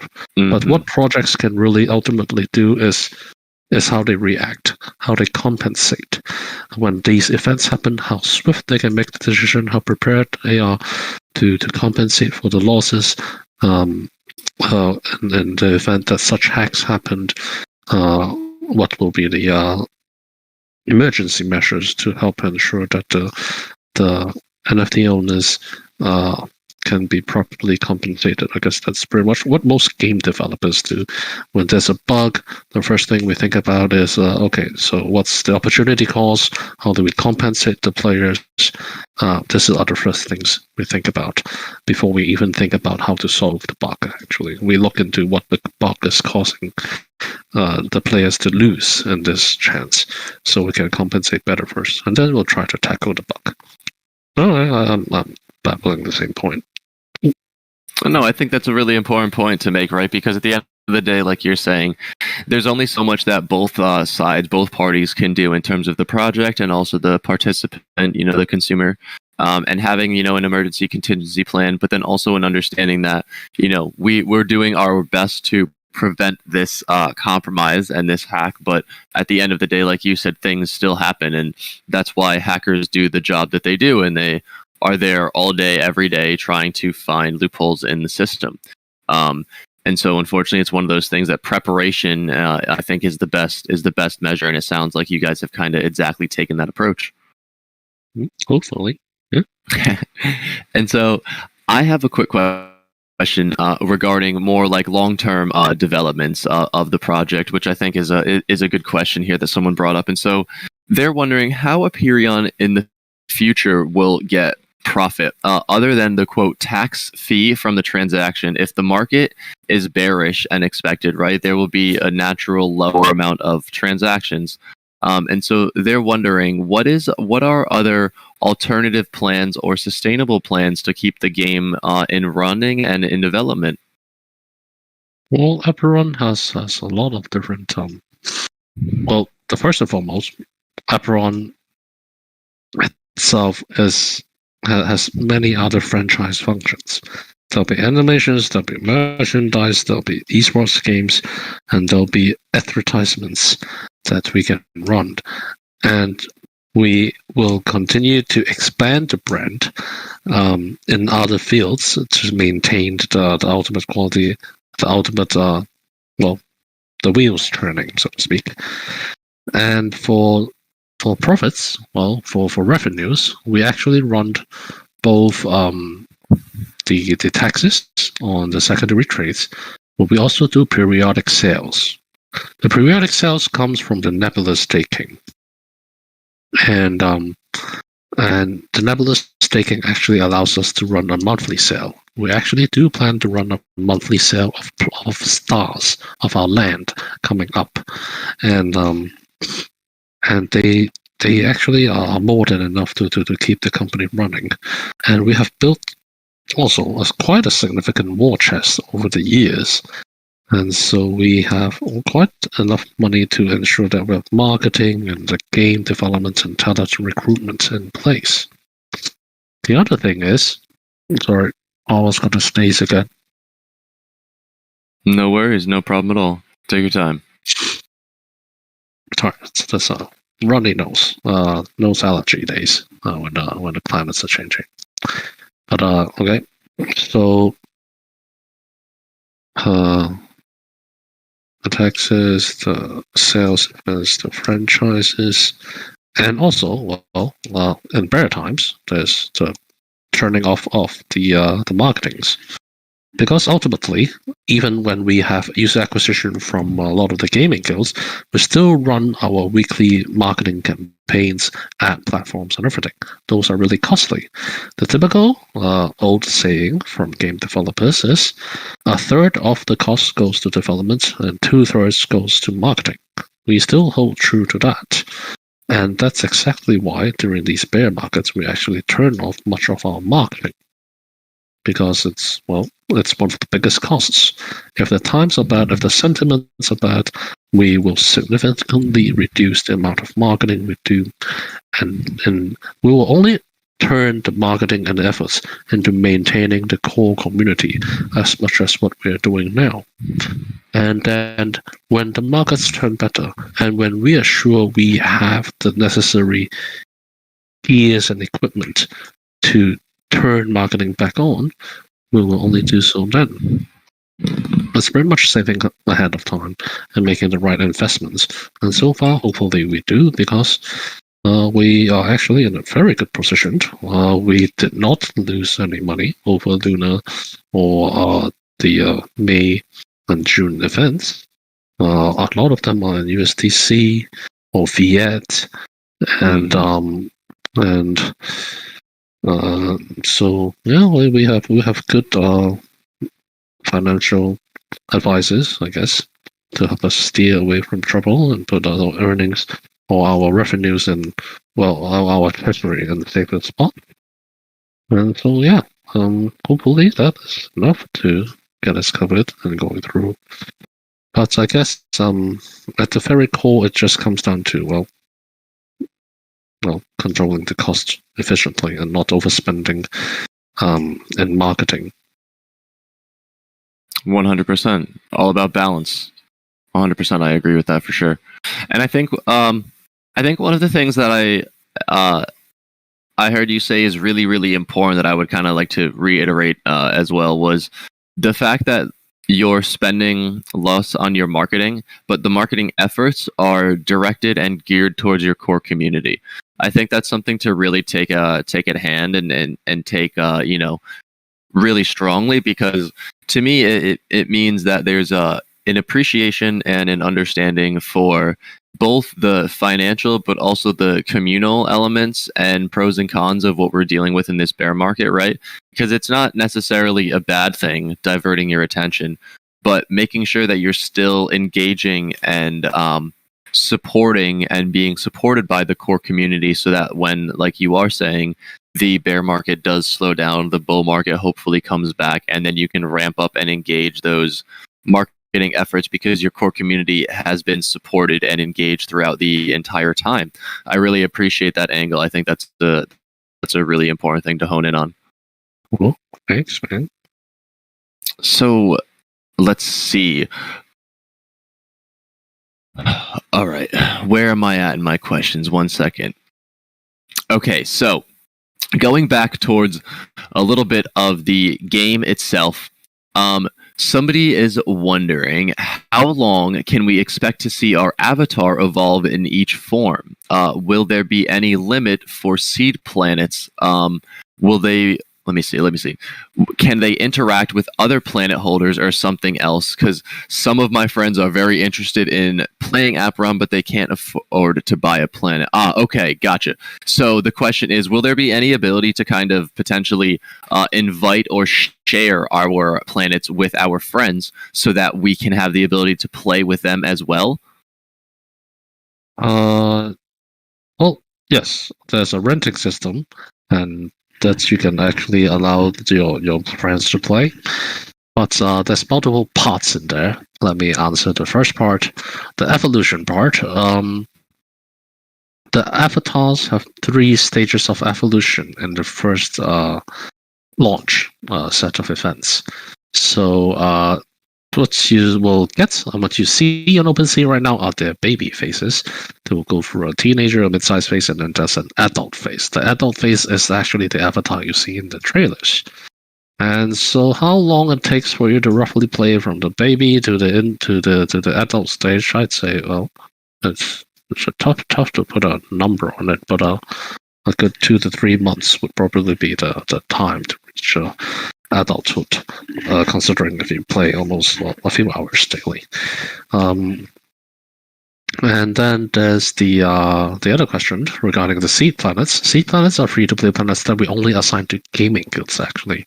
A lot of gaming guilds will hold a certain amount of seed planets, and the seed planets actually play just the same. They will evolve all the way to the finals and everything. But yes, there are some on-chain functions, such as the ability to earn. Ability to earn for Apeiron sometimes revolves around the reset mechanisms. When you reset your planet, you sacrifice all your game progress, all your dudes, all the buildings, to turn them into play-to-earn tokens, or to create NFTs, or to level up your main account. And for seed planets and free-to-play planets, well, there'll be a longer reset time, and there'll be a slight. I think the ability to earn will also be slightly hampered. but you can still participate in all the contents of Apeiron with the sea planets. But most likely you'll be needing someone to carry you in the later game contents. That will be the gaming guild's job. And for the rentals of your planets, if you have your own set of planets, you bred them, you have offsprings that you want others to play, or maybe your friend, you can rent them to your friend. We have tools, third-party tools in the beginning, for you to rent that planet to a friend. They can play on your planet. You will have a profit sharing, a split for the play-to-rent tokens or NFTs they gained. And there's that. Super cool. Thank you for that answer. I really appreciate it. That's fascinating. Let's see. Let's keep cranking on these questions, guys. We got so many good questions. I want to keep rolling through. I want to make sure that we got all of them here. I still got a few on my list of prior. And so we're talking a little bit about the game, talking about the ability to kind of have some friends play with you as well throughout the renting system. This person is wondering, may I know what the use of the meat stick is in the Soul Shop? I tried it, but nothing really happened. Oh, sometimes the functions of these meat sticks may not be desirable, and sometimes it takes time for them to. No, I'm just kidding. Okay, so meat sticks. Meat sticks are summoning sticks. There's a big warning label before them that they sometimes are able to summon different developers. We have different mods, overseers, or different developers to the scene. And sometimes when the summoned developer feels good about something, they will give you a reward. But this is utterly random, and it's really more for fun. But from a word of advice is that the ultimate game of this is how do you get the attention of these devs, especially the community team, to look into it. A lot of people just use it in the work channels, which actually is easily flooded with messages. But if you use it in other channels, that's easier to grab other people's attention, especially at times that these devs are active. It would be easier to grab their attention, and if they notice it, and if they're feeling generous, they will give you a reward. The thing is utterly fun-based, pure fun and enjoyment-based. Please do not farm it like it's going to give you a reward or a grind boss. Sometimes people just don't look into it. So, but it's sort of an in-joke because there's this meat stick that the dudes really love, and the overseers and the overlords love it too. And the more cheesy it gets, the more enticing it is, and the higher the chance that you will summon someone like me into the scene. And if I do get into the scene, it doesn't guarantee you a great reward. Sometimes it does, but sometimes I'll just be too busy and I'll just skip the message. So yeah, long story short, it's a for fun thing. But if you want to get some meat sticks, yeah, go ahead and use them in appropriate places. And then they're also wondering what the June 2022 Lucky Charm is used for. June 2022 Lucky Charms.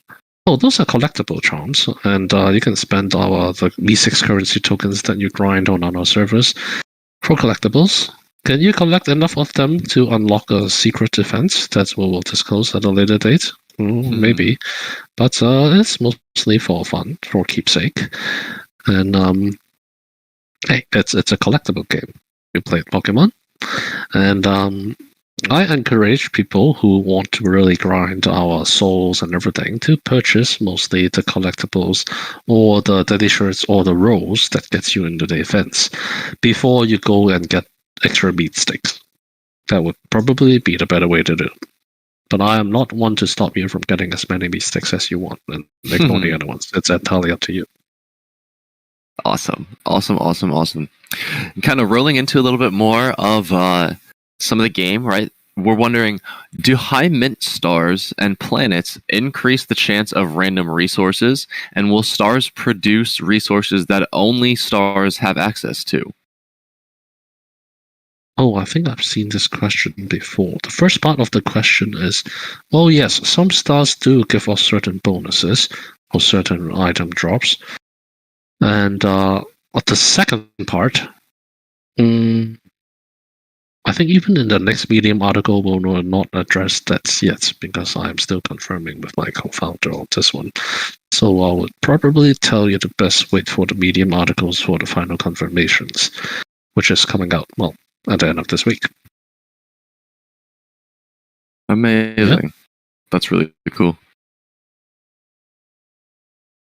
And so, guys, so all of these little details that you guys are asking in terms of specifications for whether it be the staking, whether it be the planets, the stars, a lot of these questions, it sounds like are going to be specifically answered when the Medium comes out. And so I've kind of grouped a bunch of those specific ones together. So if anyone has a specific question that they would like, tag me and I'll do my best to get it in. But I got a bunch of questions that I still would like to roll through.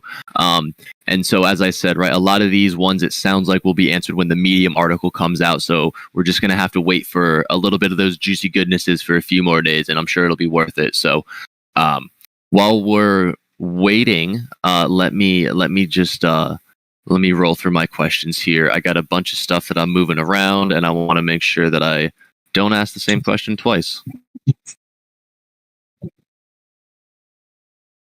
Okay. This is a great question, and I've been kind of wondering about this as well. So, in terms of your abiogenesis event, it gives uniqueness to the planets. And I'm wondering, will there be an updated metadata representation on it in terms of OpenSea, or will it only be in the official marketplace? It will be only in the official marketplace. That's coming up on August 30th. Awesome. Cool. And let me read the rest of this question. Roadmap to market measure. Okay, so this question was answered a little bit previously, but they're wondering, right, since the roadmap for token generation event is delayed a little bit, they're wondering, does the other content like official marketplace, abiogenesis event, star NFT presale, and roadmap, will those be moved as well? I believe that you mentioned that they will not be. There is a small potential that they will be based on the market, right? But correct me if I'm wrong. I think you were saying that all of the rest of those are still going to be on par. Everything is still going to be on track, but everything else, if it's a sale event, if it involves sales, then it probably will also be moved down a little, such as the star sale has been moved down to pipeline because, well, not a great time to initiate sales event. And even when we initiate sales events, such as our stars, we're not selling any bulk of them. We're just selling like 6% of the total star supply. Just so the game demo wouldn't go to waste, in my opinion, because the game demo is actually probably one of the biggest marketing weapons we have in these times. So we don't want to release the game demo without any sale events. So, and also sales events also drives quite a lot of traffic as well in itself. So we want to couple the sales of the sales event with the game demo. So yes, but is this the ideal opportunity time for the sales event? Well, the community feedback so far has been 50-50. And a lot of people actually would prefer it to be slightly later to see more traction build up on the community before initiated. So yeah, we postponed the sales events and the game demo itself to a little later time, just a few weeks later. So to ensure that. But is this a delay in game development? I wouldn't say it's a delay in game development. We are still developing the game. All the contracts and everything are still ready. They're still there. We're just polishing more, or we're actually moving on to other stuff to work on. But it's just waiting for the right time. Because going back to the earlier questions, how do we do and ensure we can sort of how do we adapt to the bear markets? Well, that's finding the right opportunity and the right opportune moments to doing these events. I wouldn't say it's a delay on the production pipeline. It's just finding the right timing to release these information so we can maximize the effects of user acquisition and sales. Of course. No, 100% totally makes sense. Especially with this market right now, a lot of projects that I have been working with, I work with 3 or 4 projects full time, and it seems like a lot of them are altering, the roadmap in the sense of making sure that when they drop things, that they are getting, the biggest bang for their buck. Because, as you said, right, you wouldn't want to drop the gameplay trailer at a time when you put so much work and so much effort, and it just unfortunately, doesn't get the traction that you guys are wanting for. So a specified and angled change, I think, is really appropriate. In this manner. And so while we're talking about minting, right, I know we have some people who are, like you said, 50-50 on minting. And I think it's really appreciative of both the community and the team, right, in order to accommodate that opinion. And so how far out are we in terms of the Star presale? How can we join, and what's going to be the supply for that? Mm-hmm.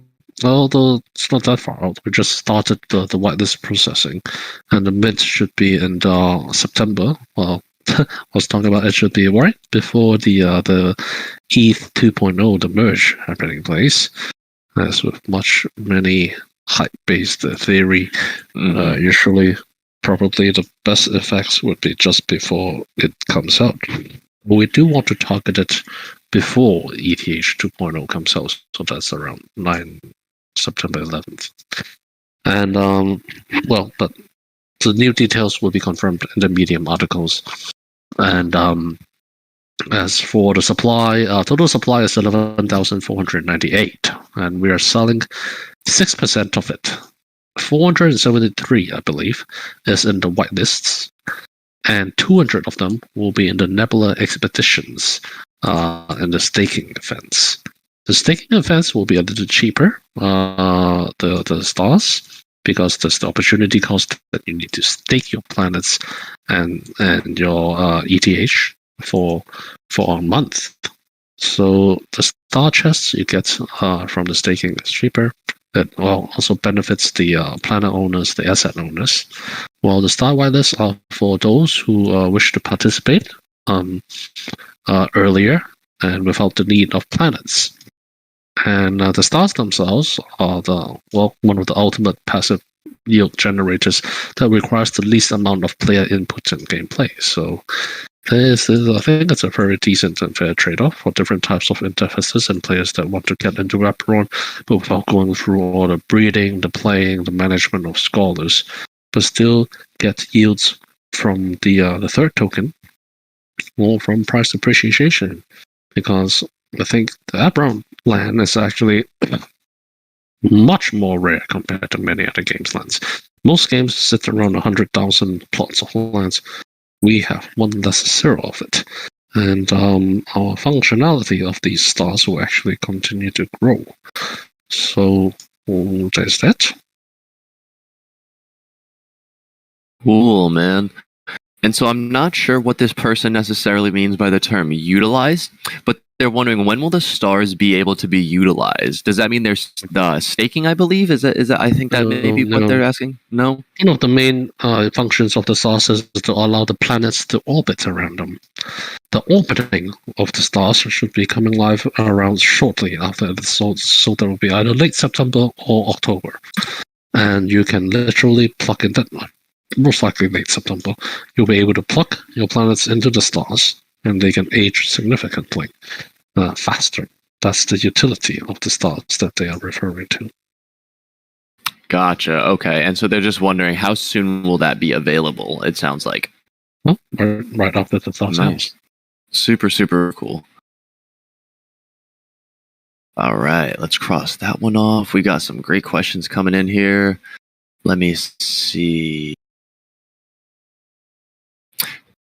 I'm not sure the angle of this question is going towards, but they're wondering, for planet expedition, aka staking, will the planets and apostles that are staked be transferred to other wallets, thus possible of removal of some roles integrated with your NFTs?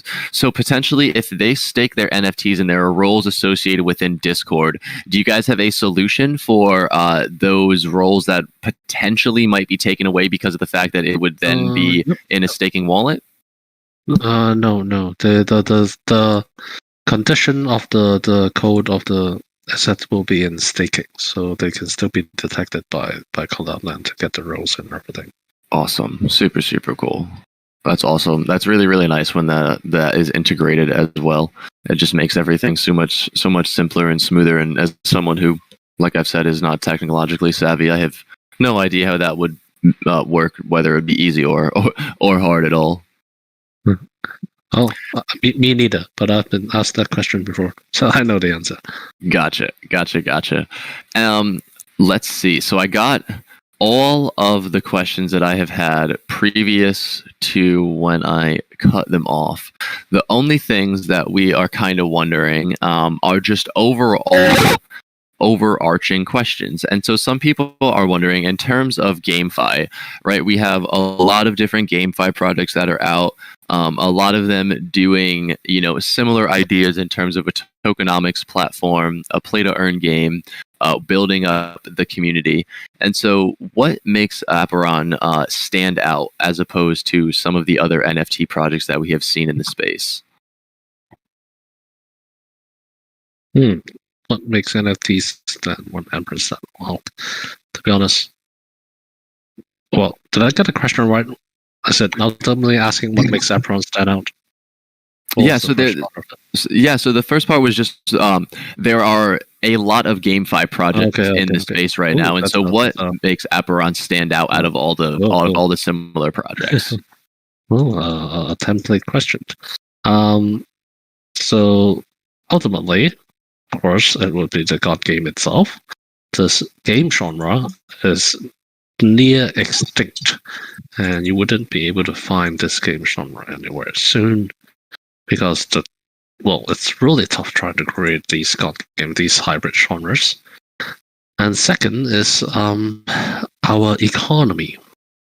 We have 3 tokens and 4 NFTs. This economy and the complexity we're going for is not something you will be able to find in other games. Would it work? I can't guarantee it will work, but I'm very sure it will at least last a much longer cycle compared with many single and dual token currencies. And we do this by positioning the tokens and assets to favor different types of players and investors.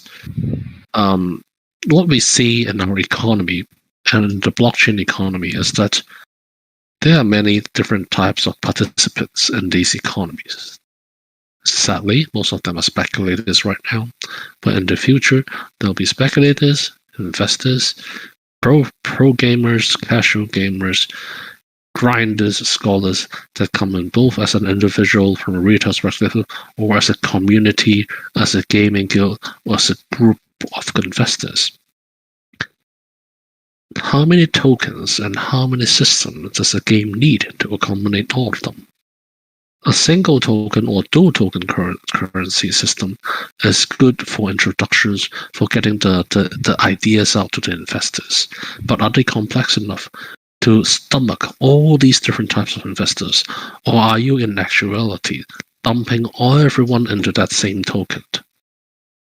This would create a very unhealthy relationship between different people, specifically the speculators, and everyone is just coming in to hope they can dump their tokens on the later gamers.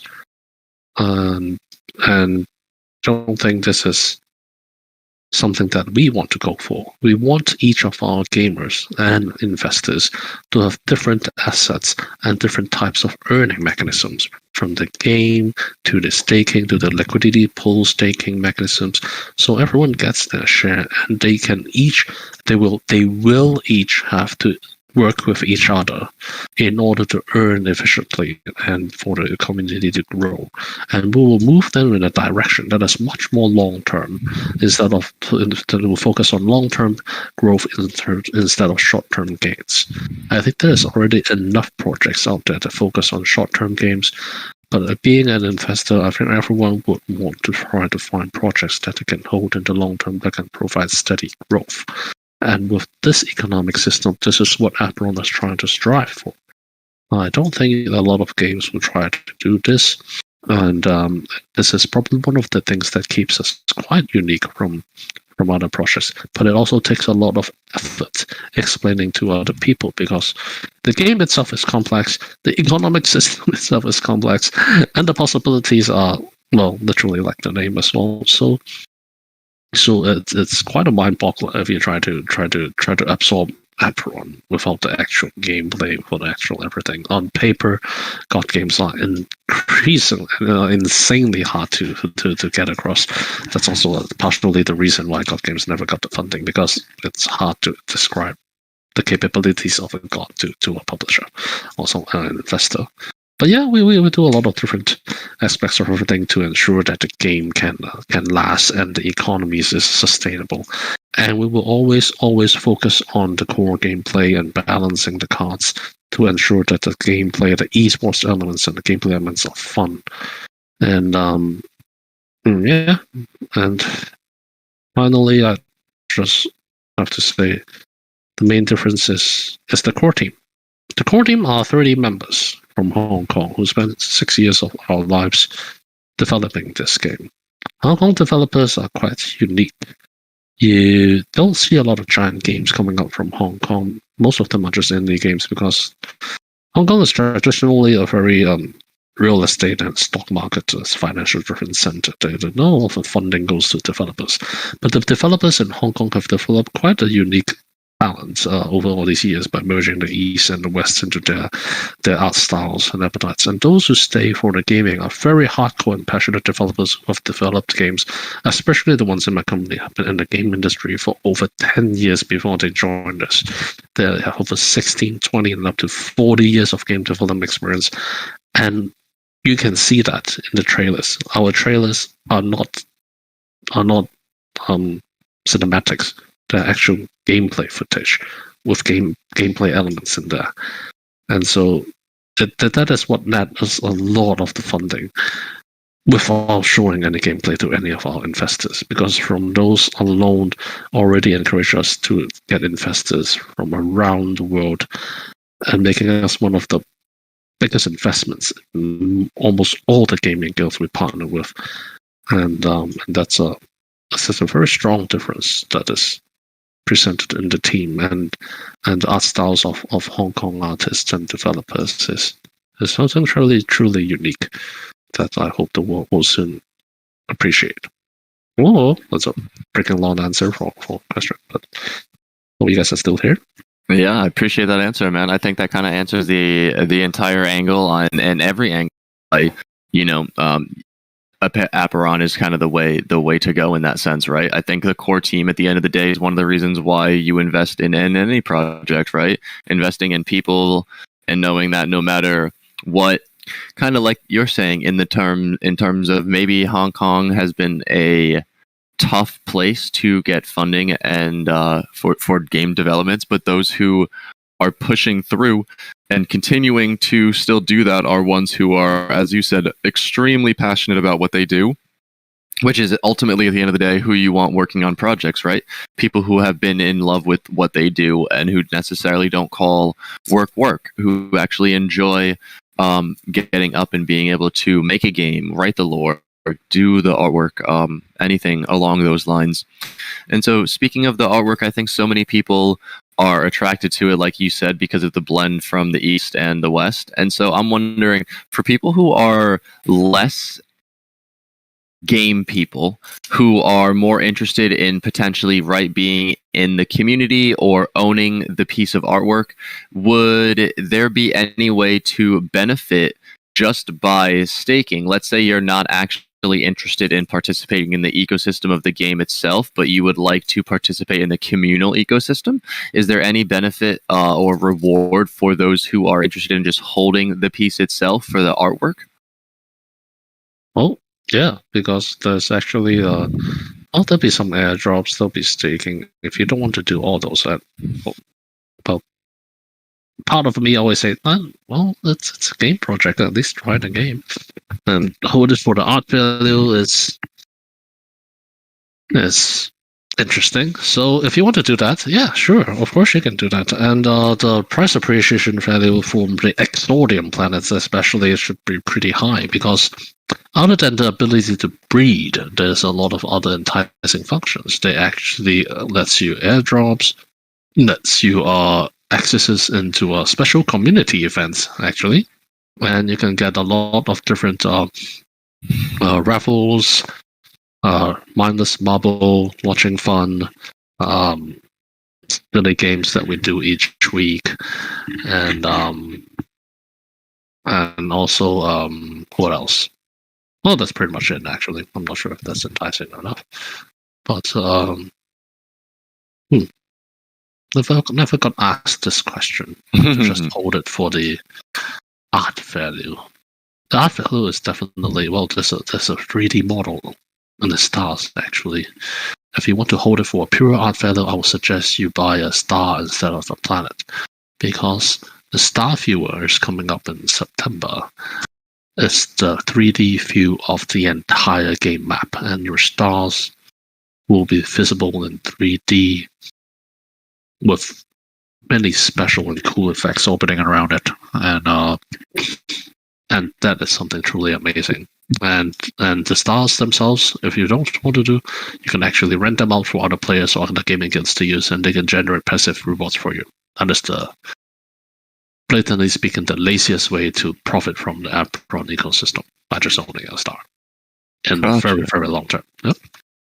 That's a little bit of an insight into anybody who was listening right there. I think that was a little bit of an alpha. Let's see. So we've been rolling through for about 2.5 hours right now. I got to bounce in about 15-20 minutes. I have another team meeting on the hour. So I got like 20-25 minutes left to knock out some more questions.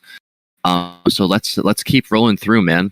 My last question that I have written down from previously is, when does the IDO take place? Right now, I'm scheduling it to be around October 28th. It may be sooner. This would be the latest possible date we do a TGE.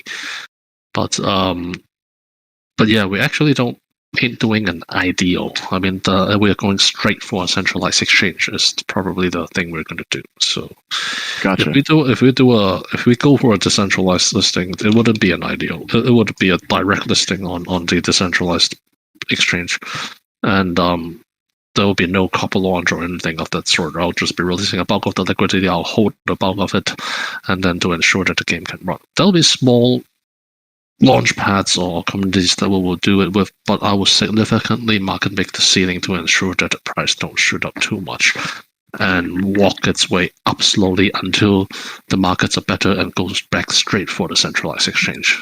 Which, yeah, the centralized exchange I talked to know about this plan as well, and they're perfectly fine with it. Gotcha. Super, super cool.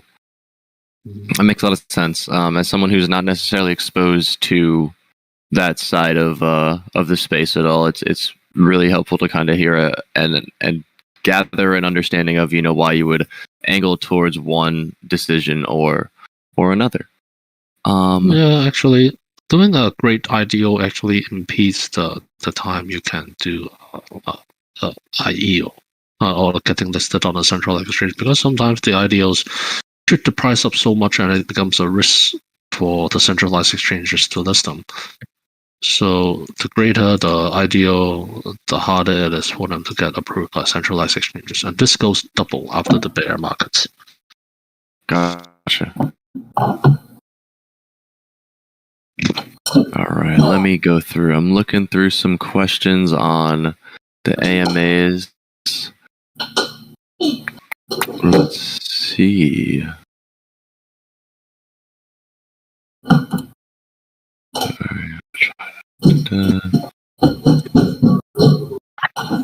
All right, so we have one question wondering about rarities. So how much influence do you get per different rarity quests for different land rarities? How many quests can a land have with a different level? And is there a limit on how many heroes a player may be able to send on those quests? That's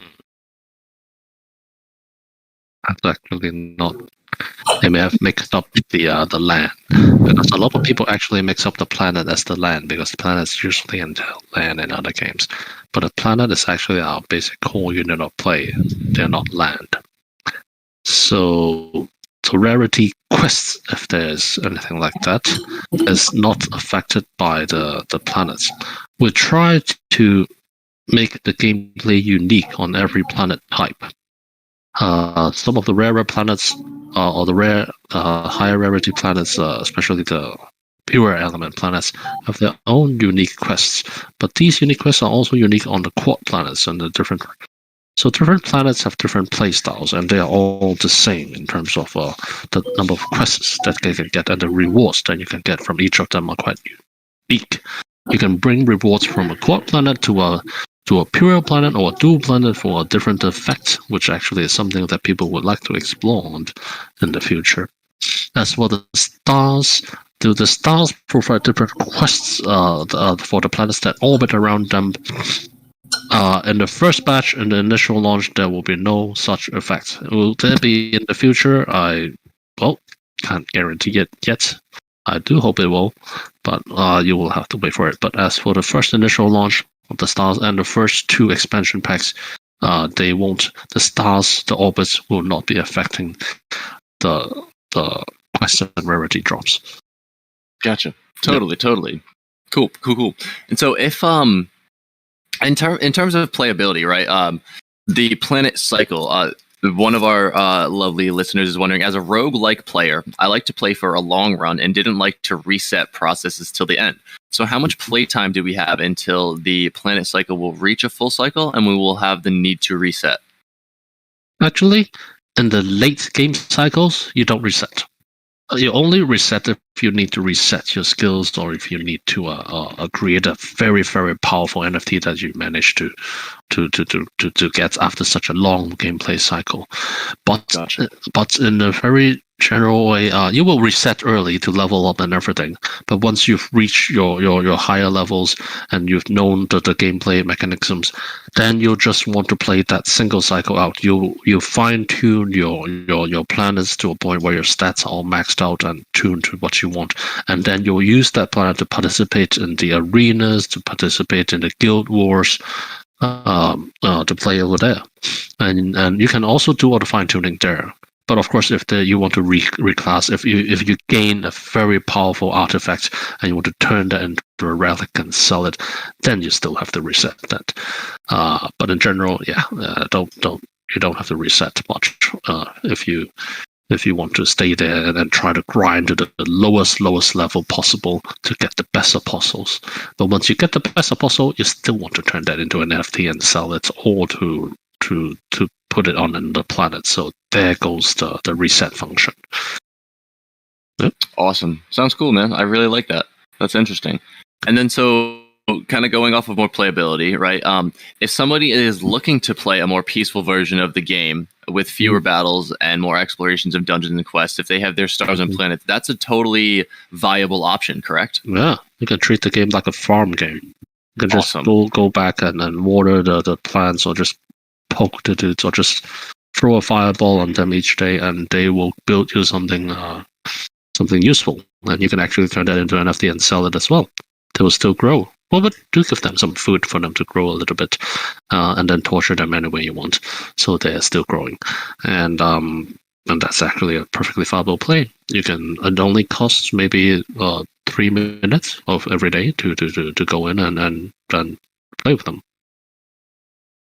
Super cool, man. I think that's really fascinating. I love the ability to kind of participate on a shorter time frame as well, because we're also busy that, you know, our time is worth a lot in this space. And I think that's one of the things that you know, traditional play to earns in a lot of ways have kind of gotten away from. It is obviously, you know, the play to earn and the rewards are great, but the amount of time that is spent on them sometimes cannot be worth it. Games have a lot of different uses, and there are those games who focus on certain crowds to maximize on that crowd. That's fine. But Apeiron has quite an ambitious project, so we try to incorporate all four tiers of players from Bardo's taxonomy. Now that's going a little too deep. I wouldn't expand on that, but yeah, we go for an online game. And online games need to cater to different types of online players. And now, even with the blockchain, with the coming of the scholars and investors and everyone, there needs to be more. I think there needs to be more elements in the game to fit a larger crowd. Yeah, I agree 100%.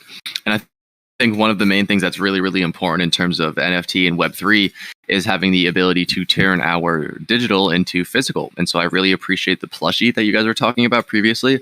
And it rolls into one of the last questions that I see down here that we haven't answered or kind of glanced over previously, which is, has there been any mentions about future real world trading cards?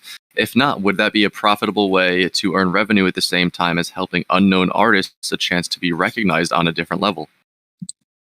Well, trading cards require a much larger IP, the basic metric, I tell you, because we actually partner with MTG Mint Card and Sakasaka. This is the biggest physical gaming card community in Asia.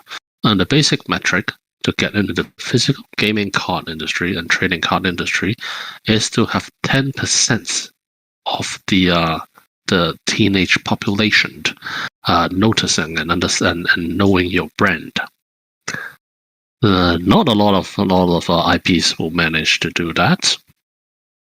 And in order to get into the trading card business, it also takes time to groom the audience, to learn everything. So for a lot of projects, this will be very, very difficult. But for Apeiron, luckily, we have partnered with this the founder of this community, and he will be helping us get into the trading card business and the communities and the esports tournaments that they usually hold. They're not esports tournaments, they're trading card tournaments that they usually host.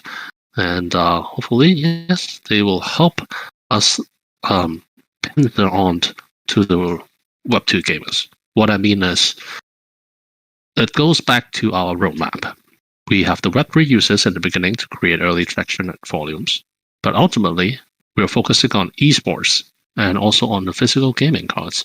So we get the esports gamers, the pro gamers, and then we get what I call the OG gamers, because physical gaming cards are even more geeky and OG than the traditional gamers. So we will pincer in onto the traditional gamers with pro gaming crowds, with the physical merchandise, physical gaming crowds, and with, the proposal of Apeiron being a very unique game project they cannot find on Web2. And hopefully we will get as much traditional gamers into the ecosystem as possible. With everything in place, we move on to the franchising mode, where we will pitch Apeiron as a movie and a franchise to some of the bigger Web2 giants. That's where our equity round will be centered next year, to turn Apeiron into a franchise with a movie trailer, with animation pilots in the back, that we will collaborate with the Japanese anime firm. And so to turn everything into a franchise and even expand to a larger global audience. And if you want to ask even further down the pipeline, hopefully with the franchise, with the movies, everything going on, it will be 3 to 5 years. And in 3 to 5 years' time, that's where we hope the fundamental technology and pieces will be ready for the blockchain. And we will go full circle back from around the world back to blockchain to complete what I call hopefully the first God Game X esports franchise. Well, did I lose you guys? No. I just wanted to make sure that you got that last little bit in. That was exactly what I think all of us were looking for. I think that makes 100% total sense. I think that's a very logical answer, right? Let's see. I think in terms of trading cards, I think it makes a lot of sense, right? When I actually think about the number, I'm going back to the 10% in terms of what you said. That makes a lot of sense in terms of the actual reach that you would need to have for it to be successful. I think that really makes a lot of sense. I guess for me, one of the things is Yep. Yeah, of course, for sure. I guess one of the things for me that I'm really interested to see is, I love maybe the angle of the trading cards not even being integrated into the game, where it becomes a major focus of the game, but more so potentially just a trading card in which it's produced as like a little memento for any of the community. I think that's really where I see the future of trading cards in a lot of ways in terms of NFT projects, just as like a knick-knack, right? A little bit of a personal, physical connection piece that you can have that ties you deeper to the project rather than it being this entire, game based on trading cards. So I totally understand what you mean. Oh, but we're crazy gamers over here, so if there's a trading card, there's something we'll smack game rules onto it with stats and everything, so it's playable and fun, and on top of being a collectible. That's very likely what we're going to do. Of course, gotcha, for sure. And so let's see. We got one more question at the bottom, and they're wondering, Frank, I wonder if there are a lot of planets left to play by themselves. Will it be a waste of time and may not be able to manage it? If you are going for a planet farm, like having 3 planets and breed them infinitely, for the extra planets, that's where the rental system comes in. We are controlling the supply quite heavily, so that there won't be an overpopulation of planets. There'll always be a higher demand over supply, so the prices can be maintained, and that scholars are full and ready and eager to wanting to get a hand and try on Apeiron. So if you have extra planets that you cannot play yourself, there'll be a whole line of scholars, I believe, in the game lobby waiting to play on one of the planets. And this is how we actually partner with the gaming kids as well. They have a list of scholars, and I ask them, each and every one of them, what they project their scholar counts to be by the end of the year. And the first thing I'll tell them is, okay, I'm not going to cater every one of your scholar with the planets that I'm going to sell them or they're going to buy, because Apeiron, in order to maintain the prices and premium, we want the barrier of entry to be higher. So we'll adjust the supply of the planets together with the mini black holes or directly with the seed planets to ensure that there'll be a healthy amount of players in here, growing amount of players in there that also grows together with the floor price of our planets. So does that, and well, does that answer the question? Yeah, definitely. I think so. 100%. Okay. Let's see. I want to take a second, if it's all right with you guys. A lot of the questions towards the second half of this AMA have been going over some of the things that we've talked about in the first hour and a half or 2 hours. I'm just going to reread a few questions and make sure that there aren't any specific things wanting to be addressed by the audience. Because I know we've had a lot of great questions. I've done my best to get all of them in, and I do apologize if anyone has had their questions missed or skipped over, or if there was an angle of your question that did not get specified. I do apologize about that. Oh, I think you're doing a great job. Best host I've ever seen, and they are amazed. Thanks, man. I appreciate it. It's literally all that I do, baby. It's my day job. Is hosting AMAs. It's a lot of fun. It really is. Seldom see AMA host that's not trying to rush and finish an AMA and pick a bunch of. No, this is what I'm this is what I'm here for. This is my opportunity to allow you guys a space to, highlight whatever y'all want in the project and answer the questions. The last thing I want to do is, bounce out of here in time. Like I said, I do have to head out in about 10-15 minutes. But I'm gonna do my best to get all of these last minute questions in. If anyone has any questions that they would like to actually just open up their mic and speak, you're more than welcome to. This is open, right? You can unmute yourself and just speak if you want. I know it's kind of awkward sometimes without the stage, without having the ability to raise your hand in that way, but it's free for it. No worries at all. So I really believe that I think I got most of the questions in. The only one that I always love to get in towards the end of an AMA is, as somebody who has been in the space for personally, I want to say about 9 months now, I've seen metas changed a lot. I've seen the free mint meta, the anime meta, the 3D meta. obviously there are a lot of let's say waves that we go through in terms of we think this is what's going to be around forever. This is what's going to be around forever. What is one of the few things in the space that you have found that has kind of been consistent over the X amount of months or years that you have been in the NFT space?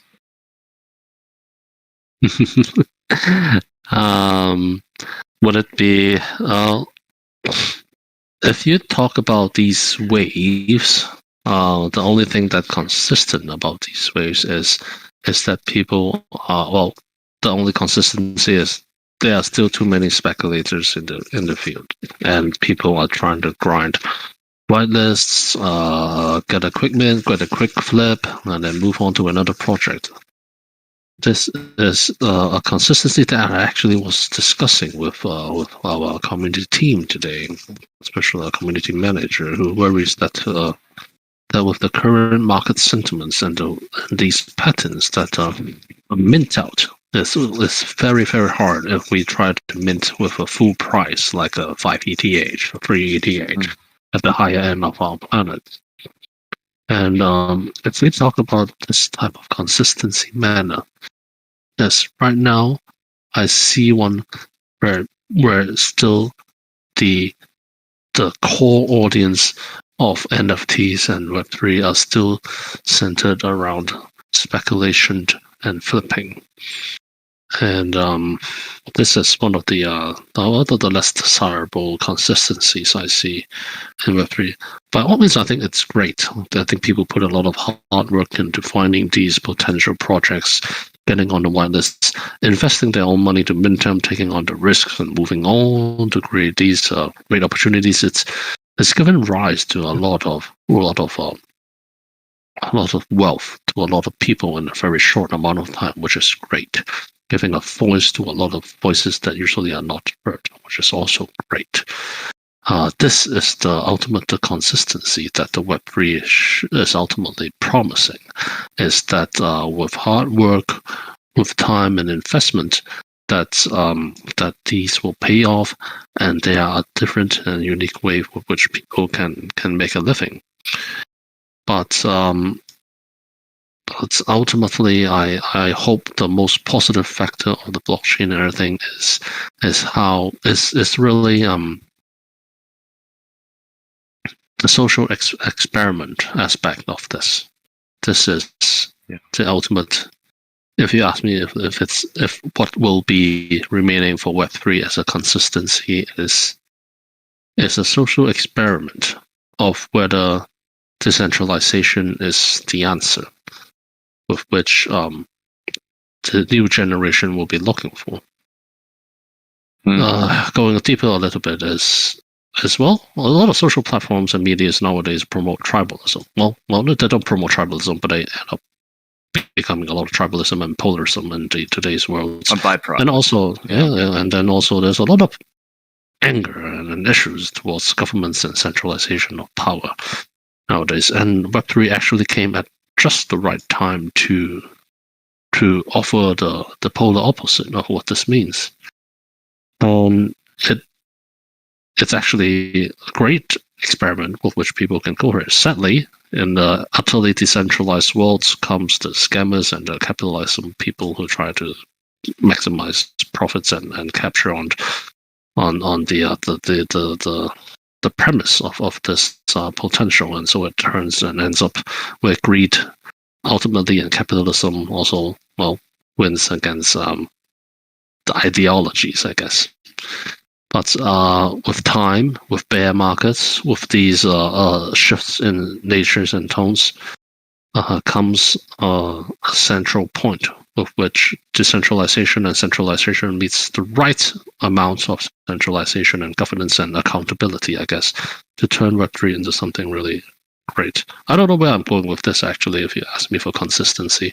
I think the only thing that could be consistent with Web3 is the ability to change and adapt at incredible speeds is probably what the world. To go really cheesy as well, change is the only constant in this world, and Web3 is 3 times the speed of all this change. So, yeah, I'd say that's only change and adaptability for humans and for the Web3 community to evolve at great speeds, and to see where this can take projects and take ideas. But it's a tough thing, because good projects and good stuff needs time to grow, and Web3 grows too freaking fast for projects to grow. And by the time, I want to go further into this, going in circles anyway.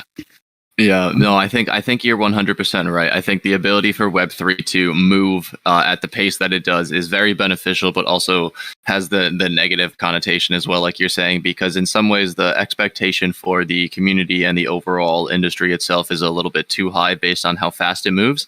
And then we have to take a step back and realize that we're still human, and we still have to, go to bed at night and get our 8 hours of sleep. And because the NFT space doesn't move, because we're now globally connected, we have an expectation that things need to get done instantly and instantaneous and within a day or within 2 days. And it's just, sometimes we just need to take a step back, like you're saying, and kind of slow down, because it's amazing how quickly things can move, and it's amazing how fast they do.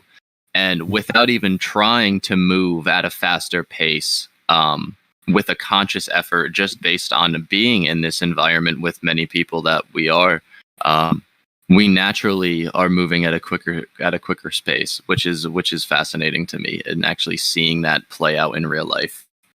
Mm-hmm. And so, yep. I was just gonna say, I think that kind of sums up like a beautiful amount in terms of what a lot of the project is about. The understanding for you guys of knowing how the space moves, right? The pros and cons of many decisions in terms of pushing a mint date further, moving it up, trying to give your community a little more value while they're waiting. The understanding of the artwork that you guys have, understanding how to integrate other blockchains, be gaming guilds, communities. I think what we just kind of talked about in terms of how the NFT space moves at such an extremely fast pace. I think that was like a great little ending and little wrap up to the AMA. We've gotten so many amazing questions in. We've been here for almost a solid 3 hours, but as I say in every AMA, right, I never want to cut anything off too quickly. And so, Frank, the stage is yours. If there's anything that you would like to reiterate, if there's anything you would like to hone in on, if there's anything you want to say to the audience that you would like them to know before leaving, it is all up to you, man. Like I said, I just never want to cut any AMAs off too quickly and too abruptly without giving, the project who's over here an opportunity to really just wrap it up in whatever way you guys would like. Oh, thank you, Bambi. I think this is, very generous of you, and this is what makes these AMAs very different for you.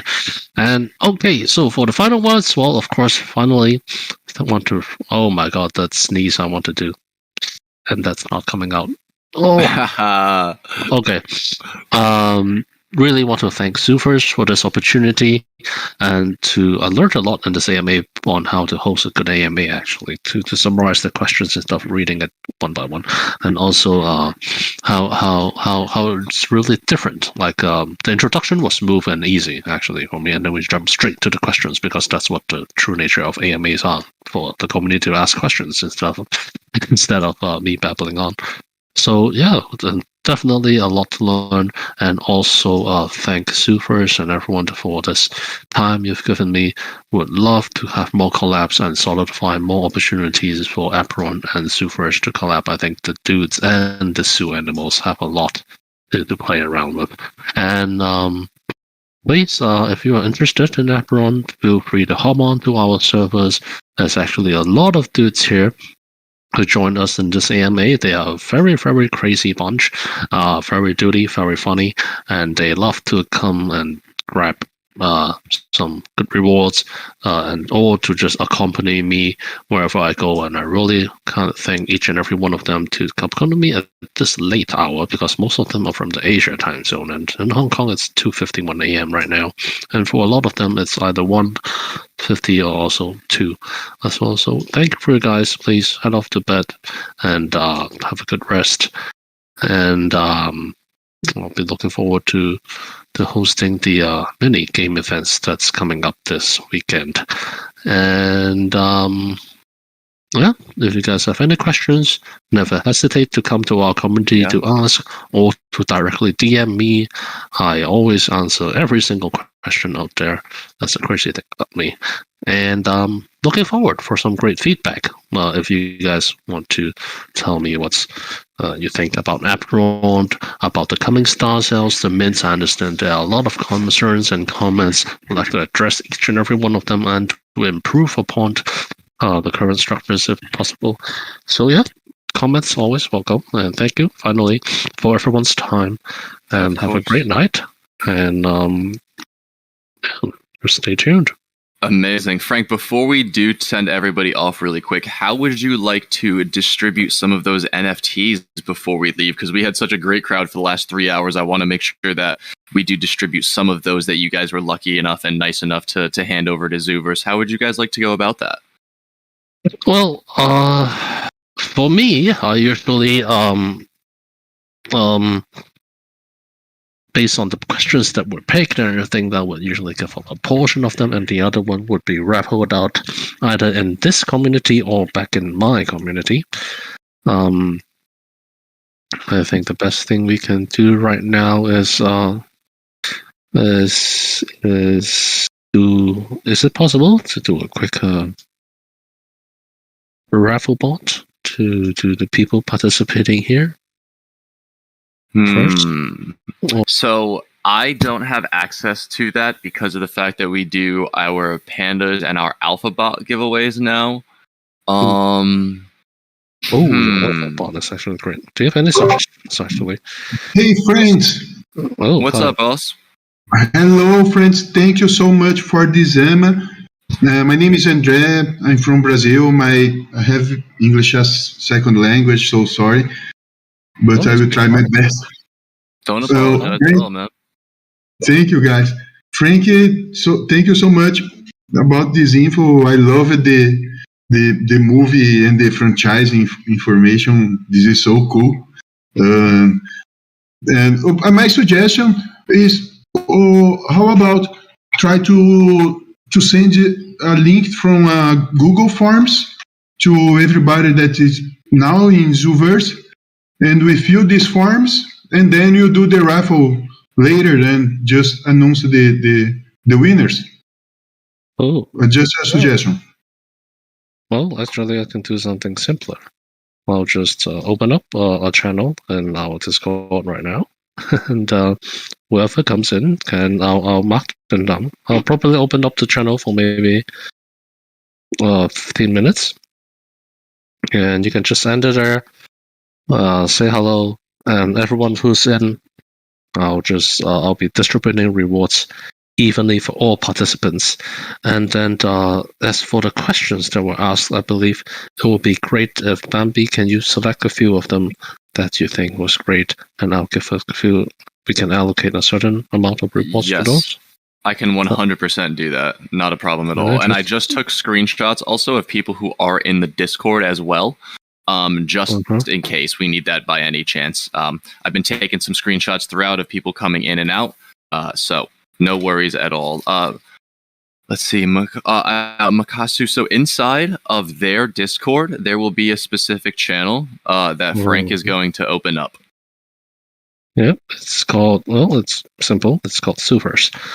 And I'm going to move it all the way up to the top of the events channel. Ugh. 1 second. We have so many channels. And let's see. Bambi, this is amazing. Here in Apeiron, we have events all day, so all your community can join us and have a lot of fun for sure, my friend. I'm I enjoy it too much, a lot. Thank you. Awesome. That's so good to hear, brother. So good to hear. Yep. So the Zooverse channel is open right now. Come say hello in the channel. It's in the Amazing. events category. It's open for everyone, so you don't even have to verify. But it will be only open for around 15 minutes. And I believe one of our wranglers, our dude core contributors should have everything on YouTube, and I can screen cap the amount of people in there. So in case some of the people left midway, I can still verify their presence in the EMA, and they can all participate in the raffle. With the amount of people, I don't think we even need to give a raffle. I'll give a little extra reward so everyone gets a reward, and then for the questions that's selected by Zooverse, the users, Bambi, you can send me the list of users, and then we can specifically airdrop a little more rewards for these great questions that were asked. And I think that's that. Sounds great, man. Everyone, thanks for hanging out for these 3 hours. Mm-hmm. Oh, you got cut off there. I'm back. Yep. I'm back. This was a great little AMA, you guys. Thanks everyone for hanging out for the last 3 hours. It's been absolutely phenomenal. We got a lot of amazing questions in. And I think it's just really important to thank thank everyone in the audience. Like, if it wasn't for the community and the supporters, right, like we would not be able to do this as a living, right? This is my full-time job. Frank wouldn't be able to do Apeiron to the degree and to the passion that, they're able to, that makes it so that you guys enjoy the projects to the extent that you do. And so I just always want to try and make sure to thank all of y'all for hanging through for this long, beautiful, amazingly influential, and amazingly detailed AMA. As he has said earlier, if anybody needs anything, you're more than welcome to reach out to me inside of Zooverse, reach out to them inside their Discord. My DMs are open. And without further ado, guys, thank you all so much for coming to episode 41 of Zoo Tank. And you all have a lovely night or day or evening, wherever you are in the world, everyone. Thank you all so much. All right. Thanks, Bambi. And thank you, everyone. Awesome. Have a great night.